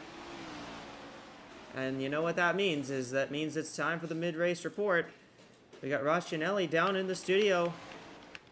What do you two have for us down there? Well, Echo, we're just over halfway now as we go through lap 165 of 300 here in Delaware, Ontario. It's been a... Well, I prepared a whole thing about the race being eventful without too many cautions approximately 40 laps ago, and that's completely flipped on its head now. We've had a lot of cautions and a lot of crashes and a lot of action now.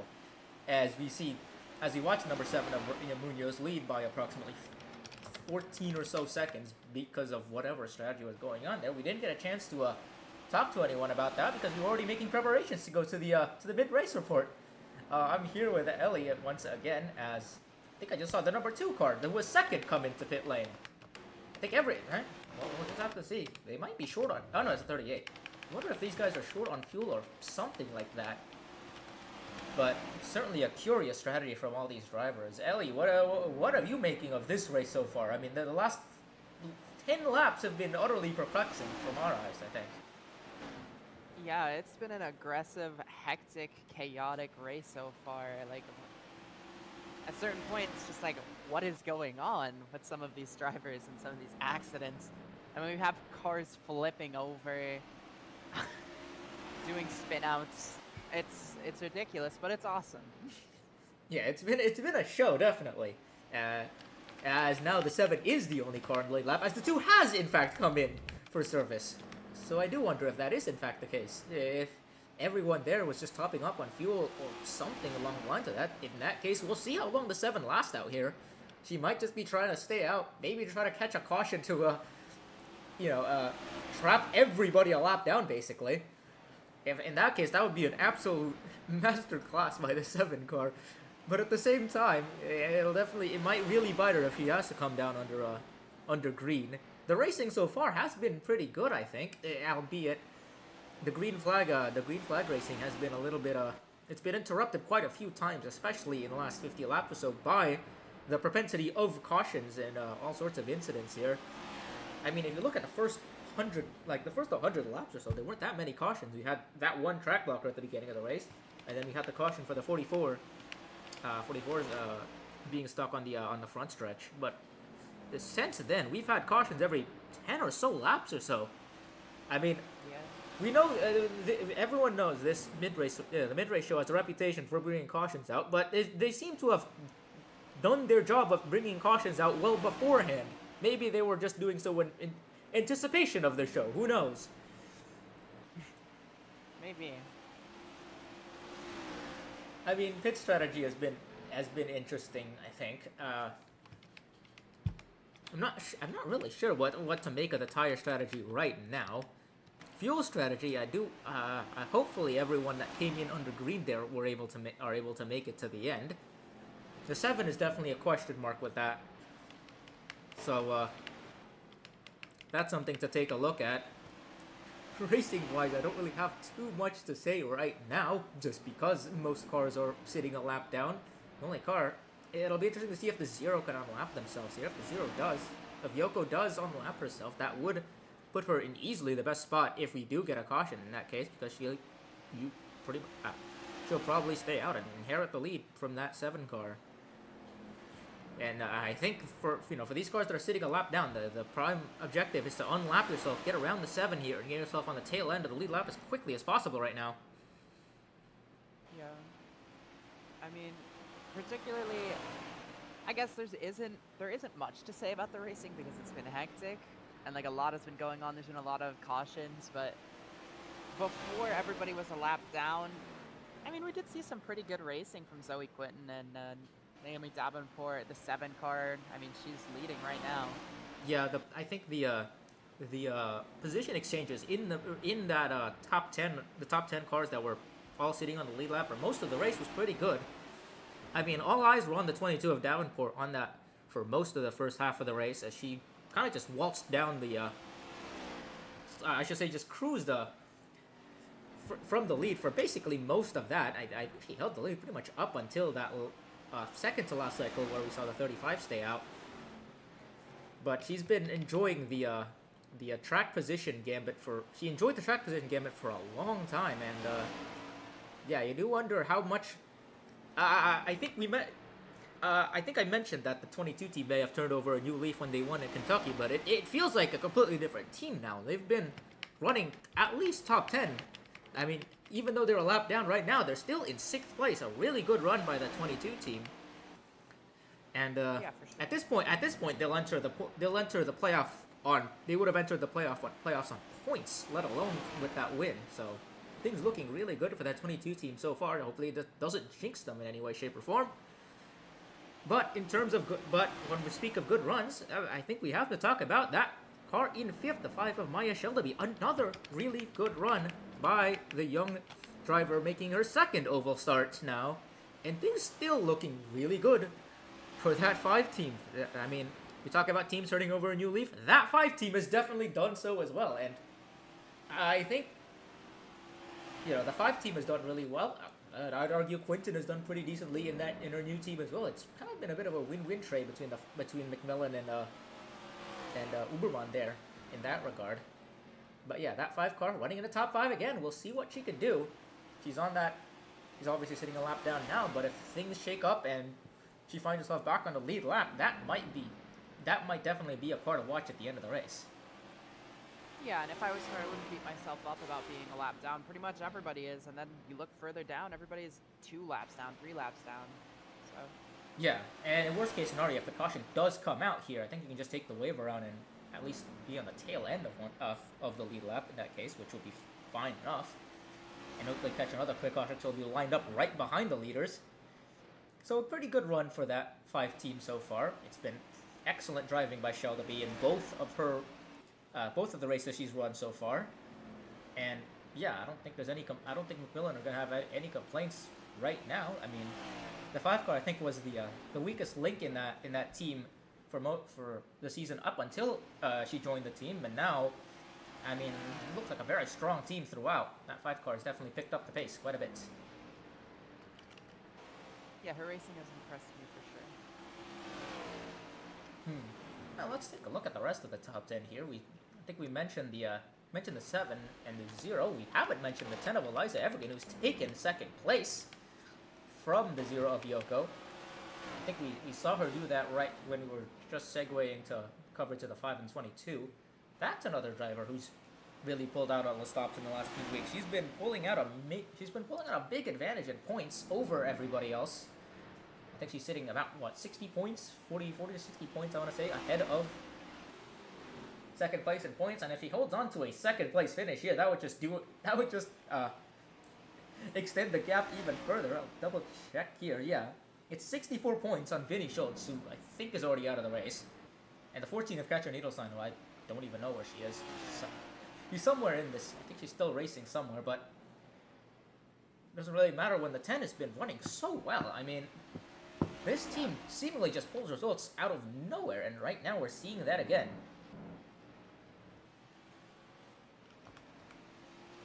Yeah, I think it's a real testament to how good this 10 team is, that they've been able to consistently get finishes basically no matter the circumstances.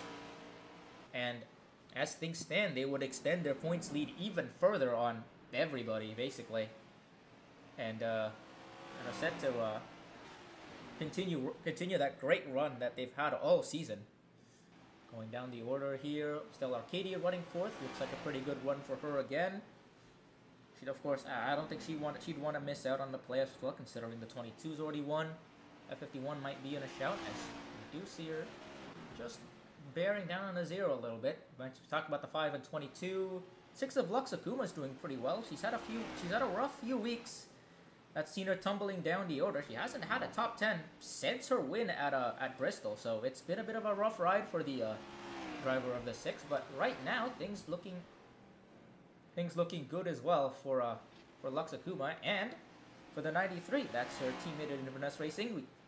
I feel like if we're gonna talk about teams that get the best results out of extraneous circumstances, we have to talk about that 93 running without a front or rear bumper, I don't think, on that car. Yeah, no front or rear bumper on that car. A grand total of 0 bumpers, and that seems to have not hurt her one bit. She's running 8th right now, first car 2 laps down. And I think it's become a little bit of a joke now that the 93 is either winning or wrecking, and I feel like the 93 is starting to do a little bit of both now. She's running well, but also, given the state of the car, it's a little bit less than ideal, I think. Yeah, it's less than ideal, but her racing's pretty impressive. I mean, look at her go with no front bumper, no rear bumper. That's pure determination right there. Mm-hmm. Yeah, definitely. 26 of Robin Morales also doing pretty well. Missed out on the race at San Eustache because of the extremely tight provisional situation in that race, but she made it here, and that's another driver that's on a good run. About the same as the 22, I'd say. Morales running in 9th right now, 2 laps down, and then you get to the 10 of Rachel Ramos, who's 3 laps down. So that's, I think, where you start to get a little bit marginal in terms of cars that could have a shot at winning this race. In the best of circumstances, it's a relatively clean car. She's had a few dings with the wall, and that's, I think, the reason why she came in quite a few times. But otherwise, that's a decent run for Rachel Ramos as well. Maybe she can hang on to that top 10. We'll see what other cars are 3 laps down. Quite a few, 12, 84, 35, 82. So I think that's Quinton, Von Weber, and Andresen who was leading that race briefly. So yeah, things looking good over there. Look at the rest of the top 20. Any names that catch your eye here? I mean, based off of performance-wise, maybe the 8 car. I mean, Kate Summers, she's been a really good driver. Yeah, Summers has been pretty good. I think she just got shuffled out in terms of strategy, as a lot of drivers have been. That car's run pretty well, but obviously fell quite a few laps down under green there. Now sitting 4 down with the 60. Yeah, it's been a bit of a... I think the luck just hasn't gone her way in the last few weeks, but that 8's car definitely still has the speed, I think. As you look forward to the next 100 laps of the race, I want to say, what do you think you'll... I guess it's a bit of a segue to our fanfic segment. What kind of racing do you expect out of this? I mean, most of the cars now, I think we've narrowed down the field of cars that could feasibly win this race quite a bit to maybe 7 to 10 cars at most. It's gonna take a whole lot of caution to get for even the 2 to get back on the lead lap. So, who do you think is gonna have the best chance here? I mean, everybody's a lap down right now, right? You're kind of just playing. Let's wait this out. Let's see if we get another caution. If we don't get a caution soon, something's got to shake up. I don't know what exactly they can do to shake it up, but something's got to happen here. I feel like if you're those cars that went a lap down, I think your best bet might be to just hope it stays green. Honestly, maybe just pray that the 7 can't make it on fuel, because that's what happened in the last race with Hageman as well. You know, she was leading by 15 seconds, but she was trying to invert that strategy, and she had to come in late, and that completely opened up the race lead. I wonder, the battle for the win, I wonder if we're looking at a similar situation here. That's a fair point. They very well could be, and that would leave... I think Evergreen and Yoko and Arcadia's making a move now for 3rd. something happens to the 7 car, we'll have some pretty good racing for sure, because then it's going to start getting very competitive. We're going to see people moving up and down a lot. But we're probably going to see a really good drive from probably the 22, the 10, and the 5 car, I think. I believe those cars are definitely going to try and go for a really good run. Yeah, there's quite a few cars I'd be looking at. Personally, I'd be looking at that 51 of Arcadia. That car right now looks really good, and she definitely does have pace right now. She's made her way past the 0, and it's going to look to get around the 10 not too long for now, I should say.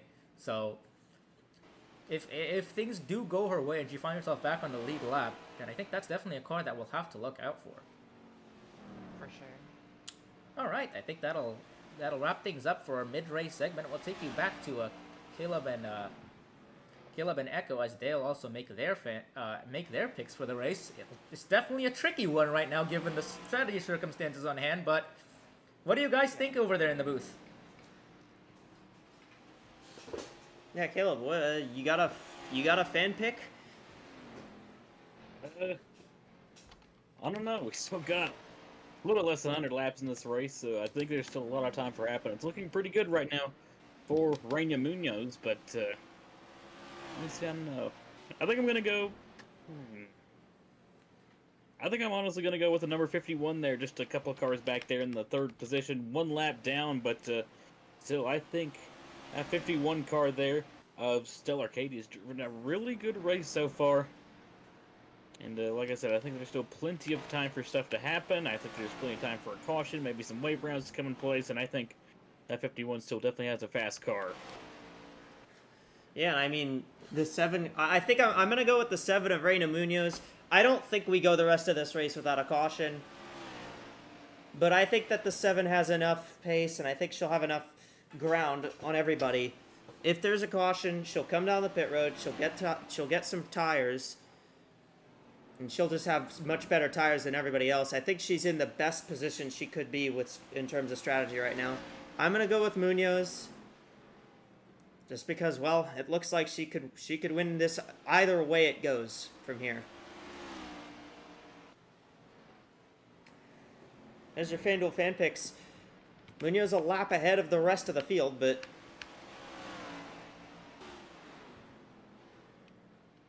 it may not stay like that for long. Someone who's not too far back. Evergreen in the 10 kind of creeping into frame. Yeah. Car is down the pit. Hitting. Okay. Ooh. And that's probably really going to get Evergreen in the frame now. That too, as here comes the 26. They're going to get one of the laps back. Looking to go just 2 down. Munoz would not let her through, though. Still, though,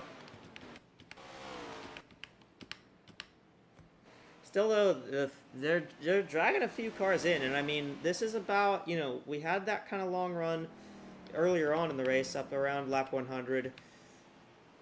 I would not be surprised if some kind of thing happens here that brings out another caution flag, and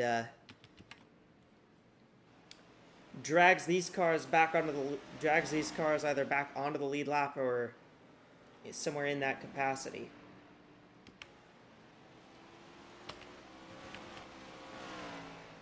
And I mean, if you're Evergreen here, you're just trying your best to unlap yourself. You just want to unlap yourself in case that caution comes out.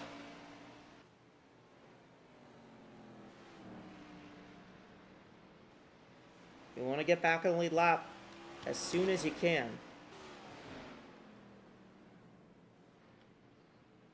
Weaver way through the lap cars here is to the inside of the number 25. They're going to easily clear there off of turn number 2.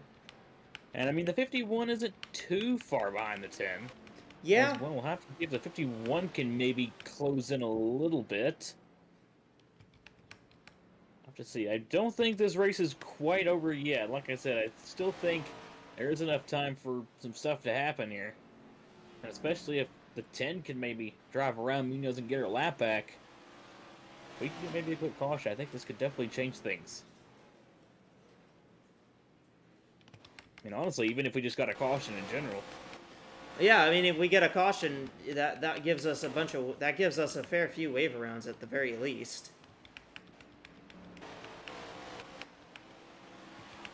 Fight for 5th. There's Shelby and Davenport trying to take that spot. He's got it. I would be more curious as to what the 7th's fuel situation is. So obviously these cars that all just came down, you know, at least I think they should have the fuel to make it. I don't know about the 7. 46 is in the wall. She's been on the track now for a hot minute, honestly. Yeah. She's been out there for a lot longer than these other cars. We'll see.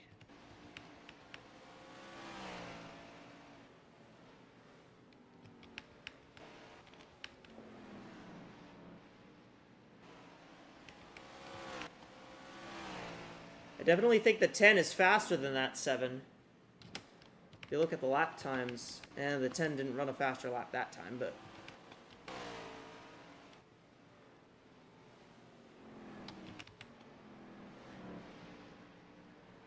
'51 underneath the 25. Hamilton Perez got on the fence there. Yoko tries to go to the outside. Outside.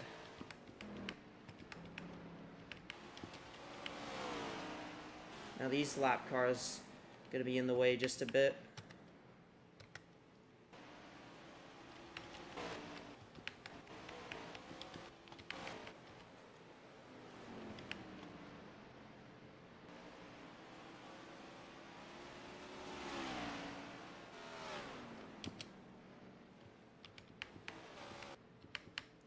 Big part of this may be that the 10 is just kind of being held up by the 26 right now.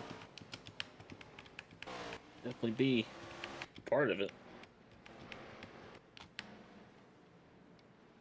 There's Von Weber and Quinton back here. That is for position. That is for the 12th spot. Oh, it is. I mean, it's 3 laps down, but it is for position, so it is somewhat important. Oh, the 51. Oh no. 51 is slow. Is that car? I don't think that car is going to make it back. Well, that may be our caution. That's our caution. That is, in fact, our caution. Oh, boy.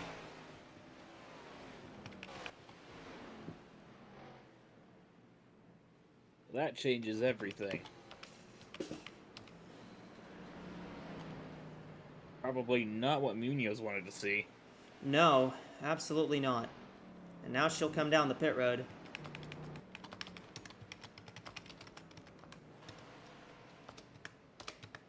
Ten car is the official wave around, is the official free pass car. I mean,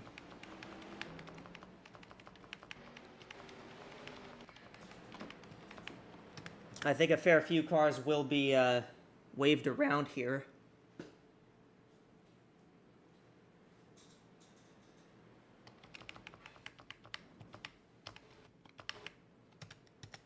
Seven car gonna release right there.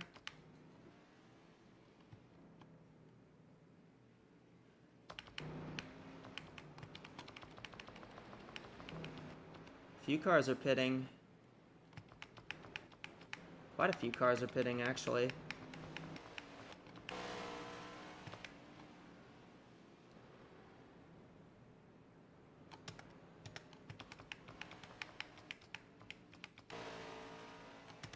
looks like pretty much all the most of the field here is going to be pitting for tires.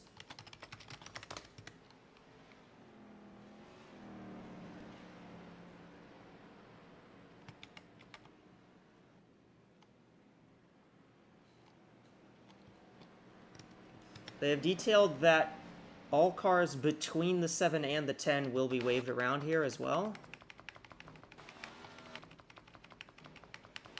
Plus the 10 will be waved around again if she loses the lead lap on pit road. Which I think she might have.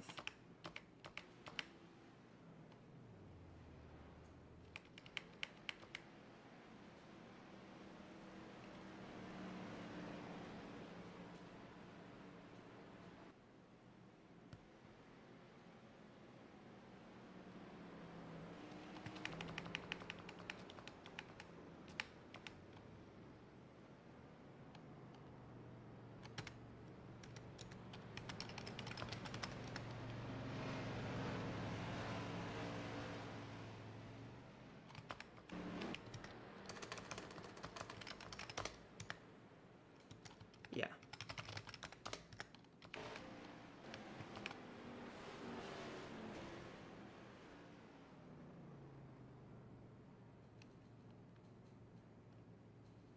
Well, I guess the 10 wants to make sure all these cars get out of her way.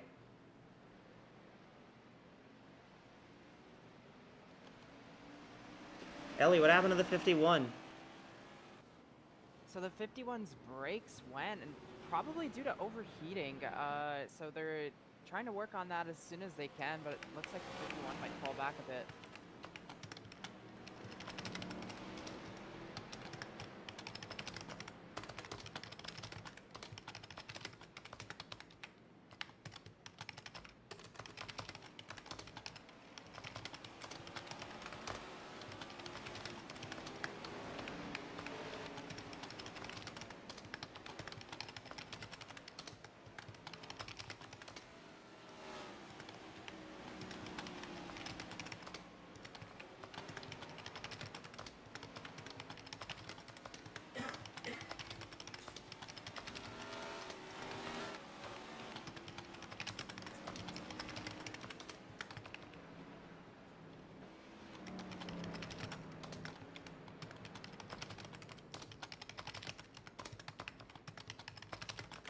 There we go.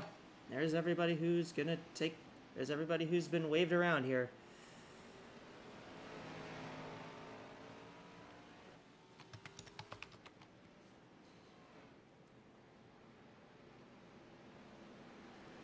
We have 5 cars, it looks like, potentially back on the lead lap here. I believe it should be 6? No, I think it will be 5. Okay. Well, green flag. We'll wave. Here we go. We're back to green here.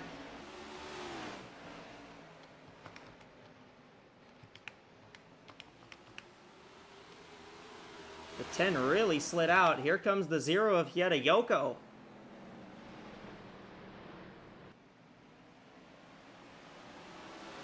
Sideways there for the 35 off of 4. Keeps it together a little bit. Yeah, not the best restart there from the 10 of Evergreen. Looking to slip back maybe a bit here as here comes Yoko in the 0 side by side. Looking to take that second position away.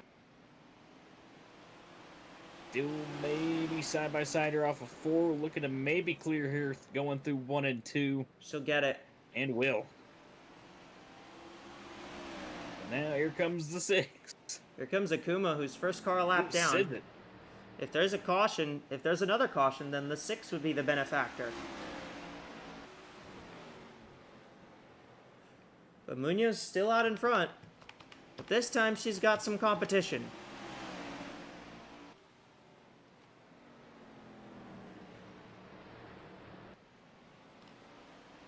Oh, 10 cars in the wall. Evergreen.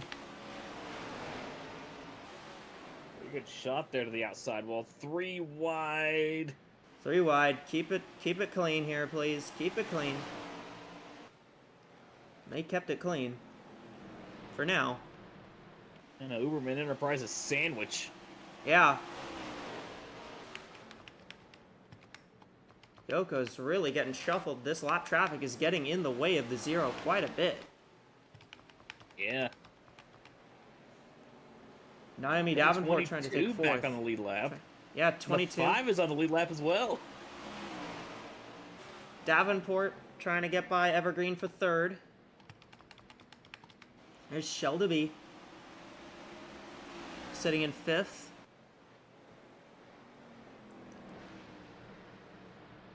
Fighting here with the 82 of Zoe Quinton, although that's not for position, obviously. Davenport takes 3rd. Munoz is out of here, though. Munoz back, just out of here with the race lead. Yoko got down to the inside finally after fighting a little bit there with lap cars, so we'll see if the 0 might have anything. Evergreen, the 10, continuing to slip back. That 10 might be struggling a little bit with the damage that she got there under that caution. Yeah. 22 now up into 3rd, and yeah, got the 5 up here as well. Look at it, maybe even go for back-to-back podium finishes here. I think as well, I think what you want here, I think what you're hoping for, at least at this point, another caution that would get all the lap cars out of the way. if you're one of these lead lap cars. It would give you a pretty clean shot at this at the 7.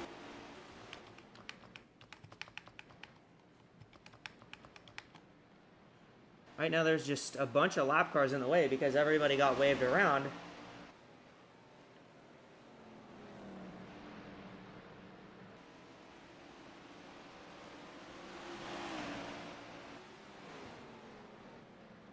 Ten of Evergreen slips a little bit. Here comes Shelby in the 5. Ooh. Gonna try to take 4th here. And she's got it. Almost on the quarter panel. Ooh, Min's in the Oh, and wall the wall. again. There's the 46. Yeah, Shizzy Min. Winner last week at Son Eustache.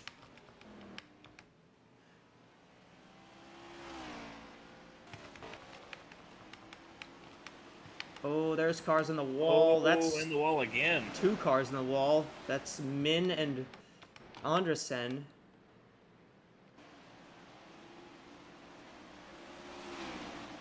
Summers pushing Min up the track.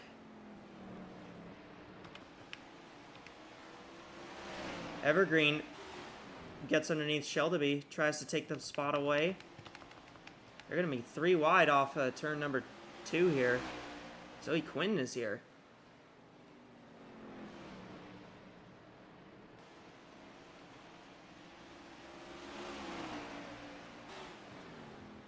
But it's Munoz out front still. But now we got cars on the lead lap. So it's not going to look like a total trouncing. Not yet, at least. Shelby finally gets 4th back. Just may see Morales go to try to get underneath the 10. Slides up. The 6 car has been closing on the 7 for a bit here. If the lap traffic starts to force the 7 out of the way, that might help Yoko close in. Definitely could help. And the 6 looking to potentially get their lap back here on merit. Yeah, on pure pace, and that would give Ramos the free pass if we were to get another yellow. And it would also, well, it would also mean that Akuma doesn't have to start at the tail end.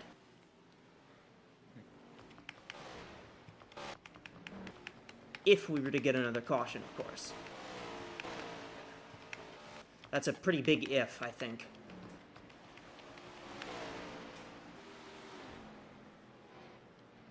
Well, Evergreen's trying to cause it. Got into the 26 of Morales. Used the bumper there on the 26 car. Probably not the happiest there with being ran up the hill.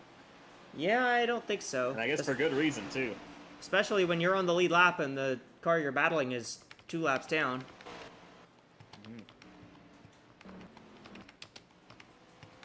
Yeah, Akuma's been running faster lap times pretty much every lap here on the 7.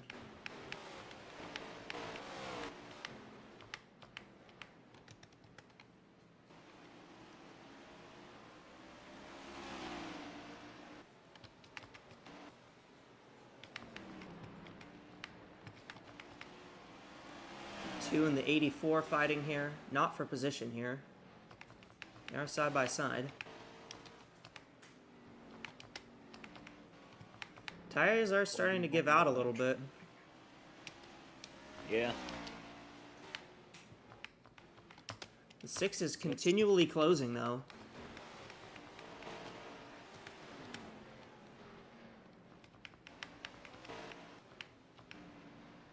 If she is to get her lap back, well, He's really closing in and she is close. closing She's in on pretty that close. traffic, too. Yeah, the 7's closing in on the 81 here of Hageman.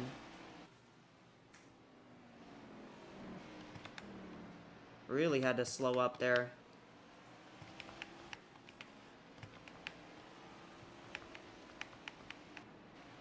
Stella Arcadia 3 laps down, on track, but that brake issue obviously has taken her out of contention.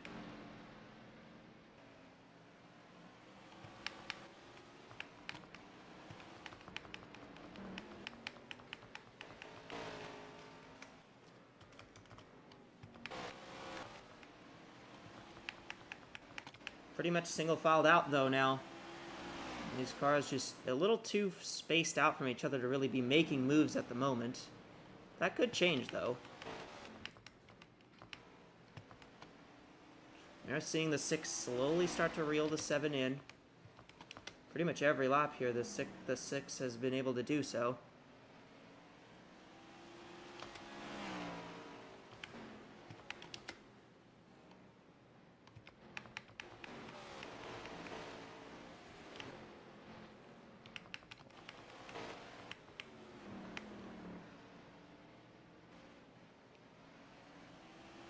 A little bit wide there, the 3 and 4.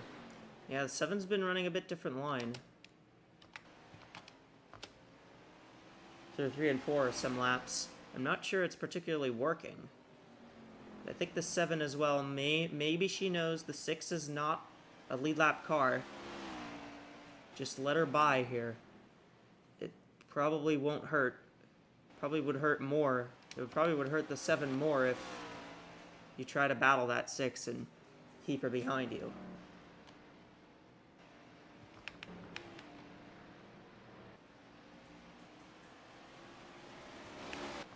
'81 of Hageman there, falling behind this group.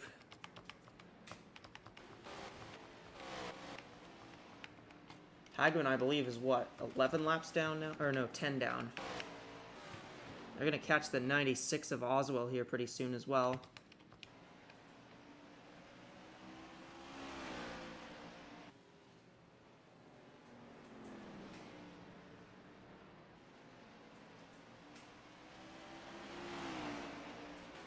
Getting down to it as well. 25 laps to go. Yeah, 25 to go. Around. Not a lot of time left.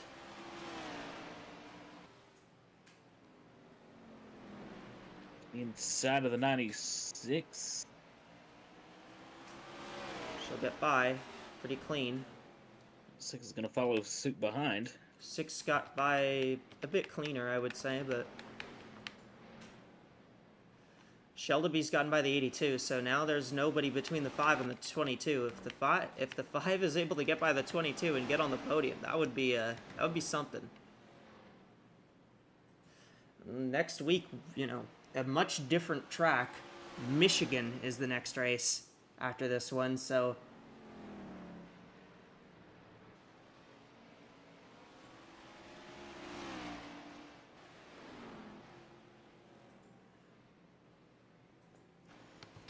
that will be fun. Michigan gonna be a much different race than what we're used to with these cars, but they ran Auto Club earlier in the season, and that was a race that a lot of drivers enjoyed running. I think Michigan's gonna be up there on that list for them as well. Definitely, Michigan, a very fun racetrack, and definitely going to produce some very exciting racing. 20 to go. 20 laps left in this one.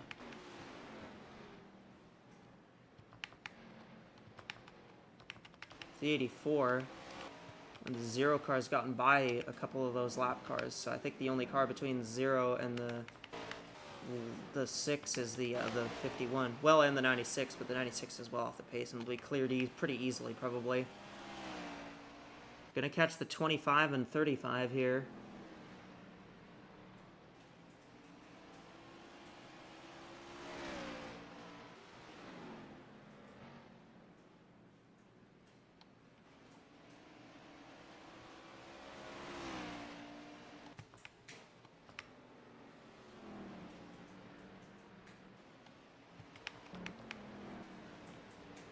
Zero will get underneath the 96 here.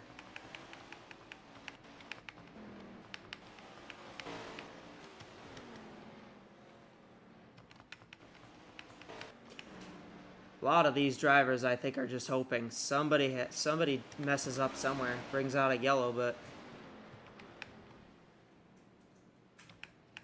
it's going to be hard to get that yellow. Knock on wood, it's looking pretty sportier so far for the 7 Arena Munoz. It may take a mechanical failure, which, to be fair, Not out of the realm of possibility. Saw that happen to the 51 earlier.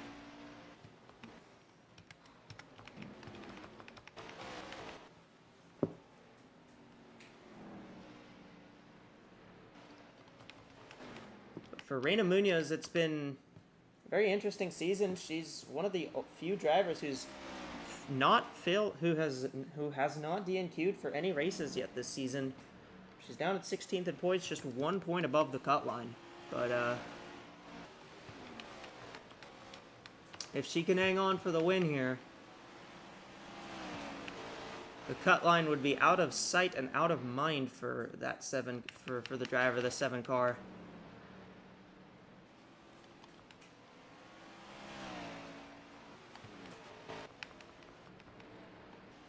And the 5 is all over the 22 now. Shelby's closed up on Davenport. And as I say that, she slides up high to the high lane. Just a bit of time lost. No harm, no foul, really there. We've reached our Windows 11 to go. Reina Munoz out in front of the field by 4.4 seconds. Kieta Yoko, Naomi Davenport, Maya Shelby, and Eliza Evergreen, the only cars left on the lead lap. It's Luxacuma 6th, Rachel Ramos 7th, Robin Morales 8th, Izzy Oberman is 9th, and Stell Arcadia is 10th. Even after that brake issue for Arcadia, even after that brake issue for Arcadia, still in the top 10. That kind of tells how this race has gone.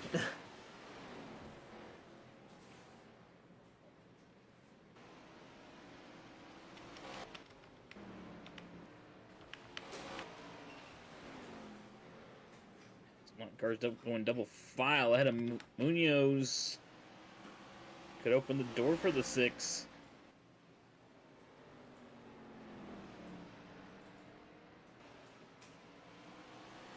Akuma's definitely looking.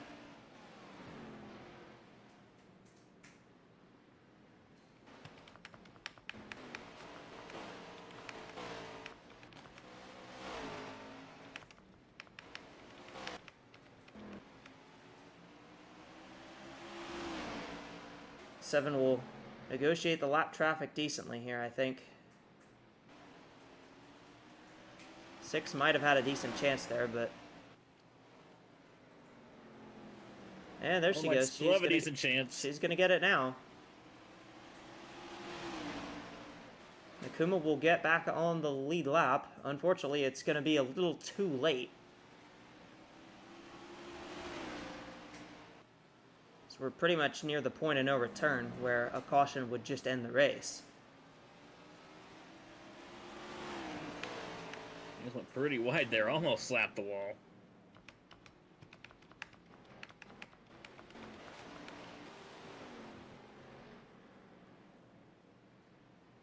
Four laps to go, and we're coming into 3 to go here. The big battle here is going to be for the 3rd position.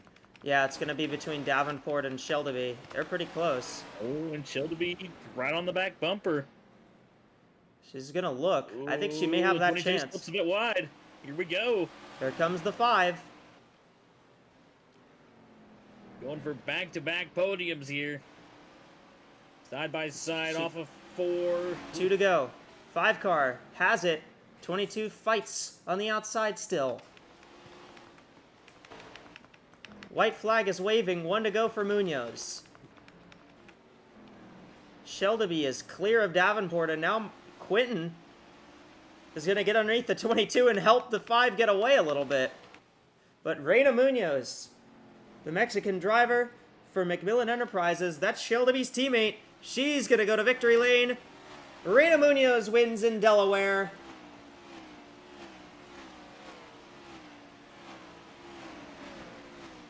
Yoko 2nd. Shelby with another P3. Davenport 4th. Evergreen will be 5th. And Luxacuma, last car on the lead lap, in 6th.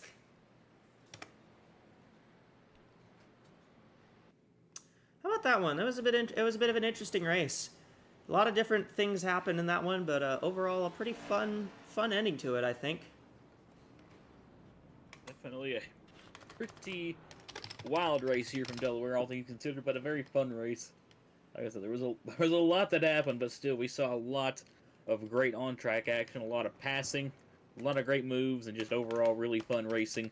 And I guess strategy as well. Yeah, there was a lot of interesting strategy, to say the least. Yeah. But yeah, overall a very, very fun race. Yeah, quite. I think I enjoyed that, even with some of the questionable stuff that happened. I think that was a very interesting race. Rita Munoz with the win. How about Shelby with back-to-back podiums in her first 2 starts in that 5 car? I mean, Zoe Quinn has done fine in the 82, but Shelby has stolen the show in her first 2 starts in the 5 car. Absolutely. Well, all right. We're going to send you down to the studio for the post-race show with Rashi and Ellie. How about that one? How'd you guys feel about that race? Well, I think that was certainly a race. It was pretty fun to watch the 5 and 22 fight. Well, and the 10, I guess, kind of in that as well, in that mix as well, fight it out for the last podium spot. Munoz seemed to have that race in control pretty much to the end. They're a really good run for that 7. Really good run for that 7. Of course, the caution coming out definitely helped her a little bit, but hey, even with the few other cars on the lead that were on the lead lap there, Munoz just ran off a little bit and held the lead. I think held the lead by quite a margin all the way to the end of the race there, and it was 3.25 seconds between her and the Zero Fiera Yoko. So yeah, really excellent performance by the 7 team. That was a really good race by the McMillan driver. And right now, I think it really feels like the McMillan team are just really working things out right now. As now we have 2 of their cars have won races. 42, of course, won early on in the season. 7's now won a race. 5 has been threatening to win, and 35's also been in the mix as well for quite a few of them. Things looking really good for that team, and I think for Toyota in general in the Continental Series. What did you think of the racing we had in the end there, Ellie? I thought the racing to the end was very interesting, and honestly, possibly some of the best bit of the entire race, because we had a lot of moving back and forth. We had some intense, side by side, trying to get past each other, trying to fight for 3rd, trying to fight for 4th. A lot of action. It was very hectic. I liked it. Yeah, definitely. Hectic was definitely the term of the day, I think. Lots of action, just kind of all over the place. Things definitely picked up in that second half, I should say. I think you had that flurry of cautions, of course, coming up to the mid-race segment, and then after that, you had the strategy game started, and things really got turned upside down there. Munoz and the 7 team definitely pulled off a blinder there, staying out and trying to just making sure that they saved enough fuel that even a caution didn't really seem to matter for that team. I mean, they held the lead and just ran off. In the end, that was the race-defining move. I think that little bit of time that move to stay out in that caution afterwards. Yeah, that was definitely the race-defining moment, especially when everybody pitted, and she was ahead of everybody else. I think that's what really let her pull away with the win. Yeah.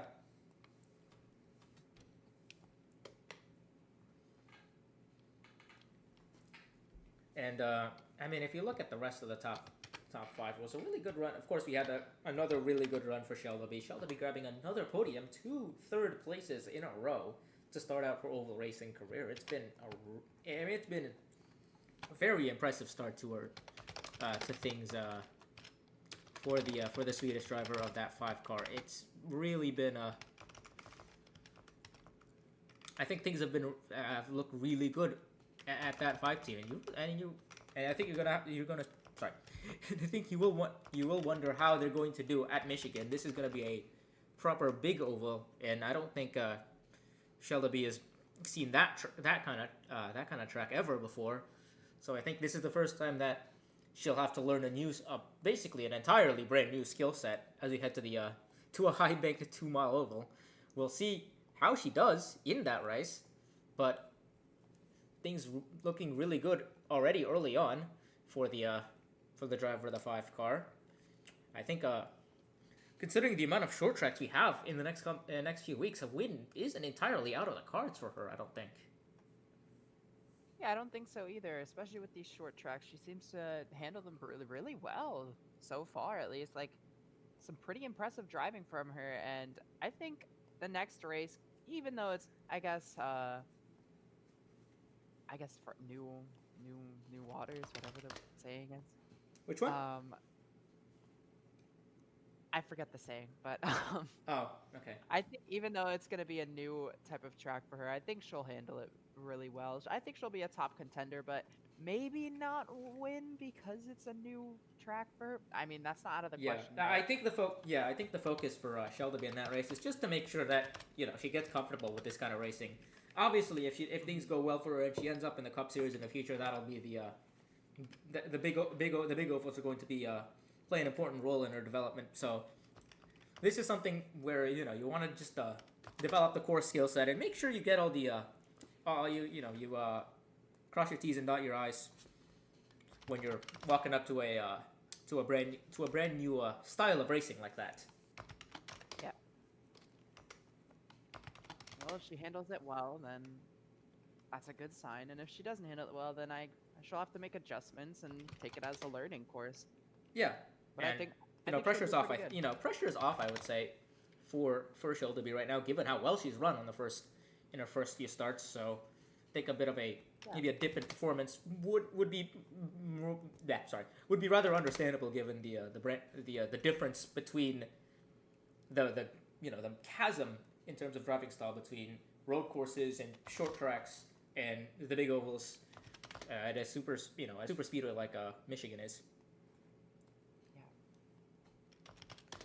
Let's see. It's taking a look at the rest of the top 10 here. Of course, Lux Akuma bouncing back with a 6th place finish, finishing last car on the lead lap. 2 top 10s for the Inverness cars. Oberman also grabbing a top 10. That's the first top 10 since Kentucky. So I think that Inverness Racing. I mentioned that the Toyota stable as a whole are doing really well. Inverness Racing are also pulling their weight. They've looked really good. Oberman, of course, has those 3 wins. Akuma has that win at Bristol. They're both sitting in the top 10 of points. And I think I'll have to double check the point standings here, but I think they'll stay in the top 10. Oh, we're actually getting some of these points right now. Evergreen, of course, keeps the lead. The gap is now 78 points between her and Deborah Williams. That is it's becoming a canyon at the front between Eliza Evergreen and the rest of the field. And then that is something. Yeah, rounding out the top 5, it'll be Schultz, Von Lundquist, and Moriyama. Freya Von Lundquist gained a spot in points despite not finishing, by the way. Let's see, other big moves in the points. In 15th place, you see that 22 of Naomi Davenport. She's jumped into the top 16 now. So that's because of that win aside, she's now in the playoffs basically on points. She is, basically on the cut line. So if we took away that win and gave her 2nd place for that race, I think she would still be slightly below the cut line. But at the same time, it's But at the same time, it's been a very impressive run of form for the 22 team. And I think similarly, I think you can say similar things about the 8 car. The 26 car. And the 8, to be fair. Yeah. Sorry, my train of thought was lost there. Let's see. If you look at, let me double check the results here. Sorry, I lost the.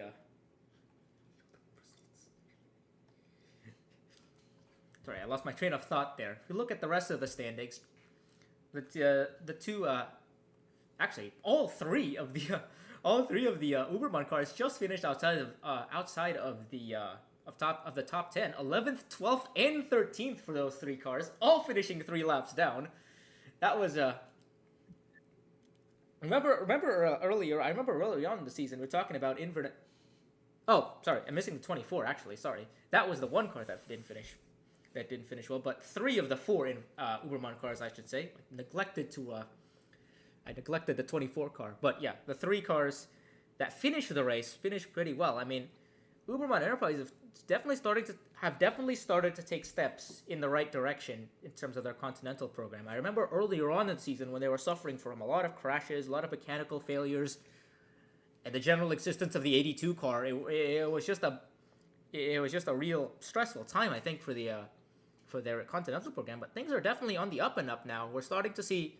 I mean, Quinten's been able to qualify and finish pretty well in the 2 races she's done since stepping into that car. Summers, of course, has had really good pace, has been contending for wins, and are still in that playoff race. Von Weber has also been contending for wins. Johnson is still in above the cut line despite retiring early on from the race. So, what do you think the future holds for the Uberman staple, considering the uptick in form they have here? Do you think they might have something to say come the end of the season? I think they might. I think they have a bright future ahead of them based off of a lot of their drivers just being really great drivers. I mean, you have Kate Summers, you have Von Weber, you have Zoe Quinten, where she's been picking up the pace, especially more recently. She's been pretty impressive. I think it's pretty good that they have her under their wing now. I think they have a bright future for sure. Yeah, I think the Uberman cars are gonna need a little bit of luck. I mean, the 84 definitely needs 84 and 82 probably need a win, but I think if they somehow pull a win out, they might be a team that are looking to make waves as in the playoffs. Yeah, for sure.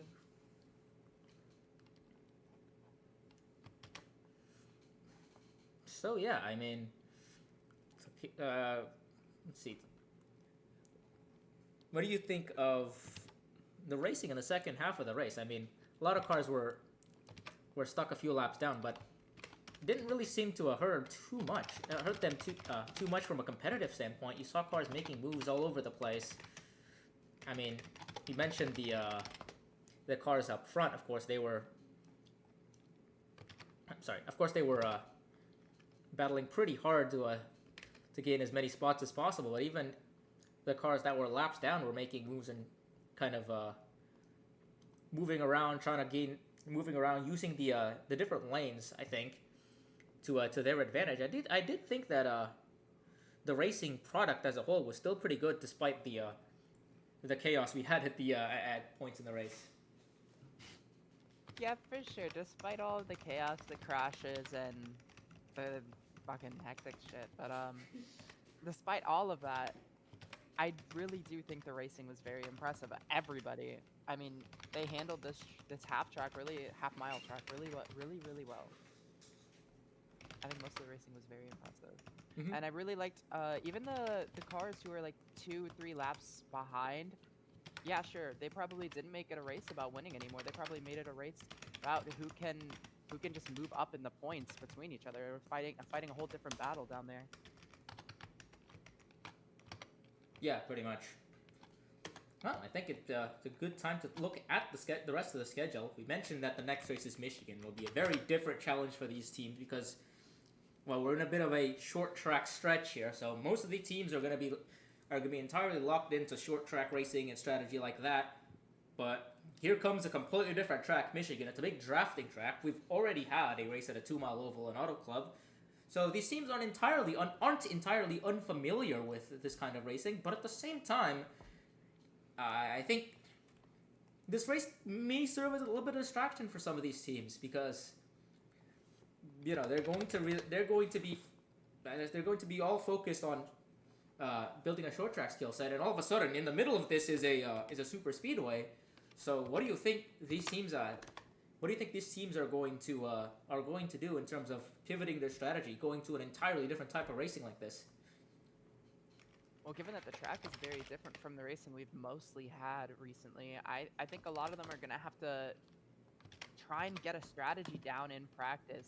Make sure they got their setups right for a totally different track. It's going to be like whiplash for some of these drivers, especially the newer ones, which is why I am a little worried about Maya Shelby, but I still think she'll do something impressive with that track. I still think she'll handle it well, but I think a lot of them are definitely going to have to make sure they get a better strategy for these. I mean, not for these, for this long, different track compared to what they've been used to so far. Yeah, definitely. And while we won't be heading into another 2-mile oval for the rest of the season, I think the lessons you could learn from these kind of drafting tracks can be really useful, given that we do have races at Talladega and Atlanta in the playoffs, and obviously those are going to be big opportunities for everyone, for anybody that's anybody in the playoffs to kind of crash in and advance to the next round like that. So definitely a valuable experience, I think, if you can gather a good race out of the event at Michigan. But then after that, you have 2 more short tracks, Aguascalientes in Mexico, and then Evergreen, I believe, in the Pacific Northwest. So Aguascalientes, that's a bank short track, I think. That one's interesting. It's like I always want to say it's like a mini version of National Super Speedway, it kind of, where you have slightly higher banking. It's not like a flat short track like we've seen in the last few weeks. So that might be a really fun one for drivers to tackle, because I think it's one of the most unique racetracks on the schedule. I think everyone's gonna have a fun time watching that. And after that, Evergreen, Five Flags, Memphis, all relatively flatter short tracks, I think. So I think the lessons you can take from this race probably transfer really well to these to those next races. And we'll just have to see what happens in these upcoming weeks. But right now, obviously, a lot of momentum building for a lot of teams, and very good momentum for the rookie Maya Shelby in these first 2 races. Very good progress for that, for driver and for both driver and team, as they look to maybe steal a win or something and make their way into the playoffs out of nowhere, basically. All right, and with that, I think it's a good time to wrap up our post-race show. I'll take you back to the booth where Echo will give her closing statements, and we'll wrap up the broadcast very shortly. Yeah, and a very interesting, fun race here from Delaware Speedway in Ontario. Our short track stretch continues, but we take a little bit of a break in that short track stretch next week in Michigan. The 2-mile D-shaped oval. That's going to be a real fun race. A lot of drivers love racing that track. Tomorrow we got Mo Sport in the Cup Series. That one is also going to be very fun. There's going to be a lot of strategy going around in that race. 102 laps from that about 2.5 mile road course in Ontario. So I hope to see you there tomorrow for the Canadian Tire Motorsport Park race in the AWSCO Windows Cup Series. All right, on behalf of Caleb, Ellie, and Rasha, I'm Echo. Thank you all so much for joining tonight's broadcast.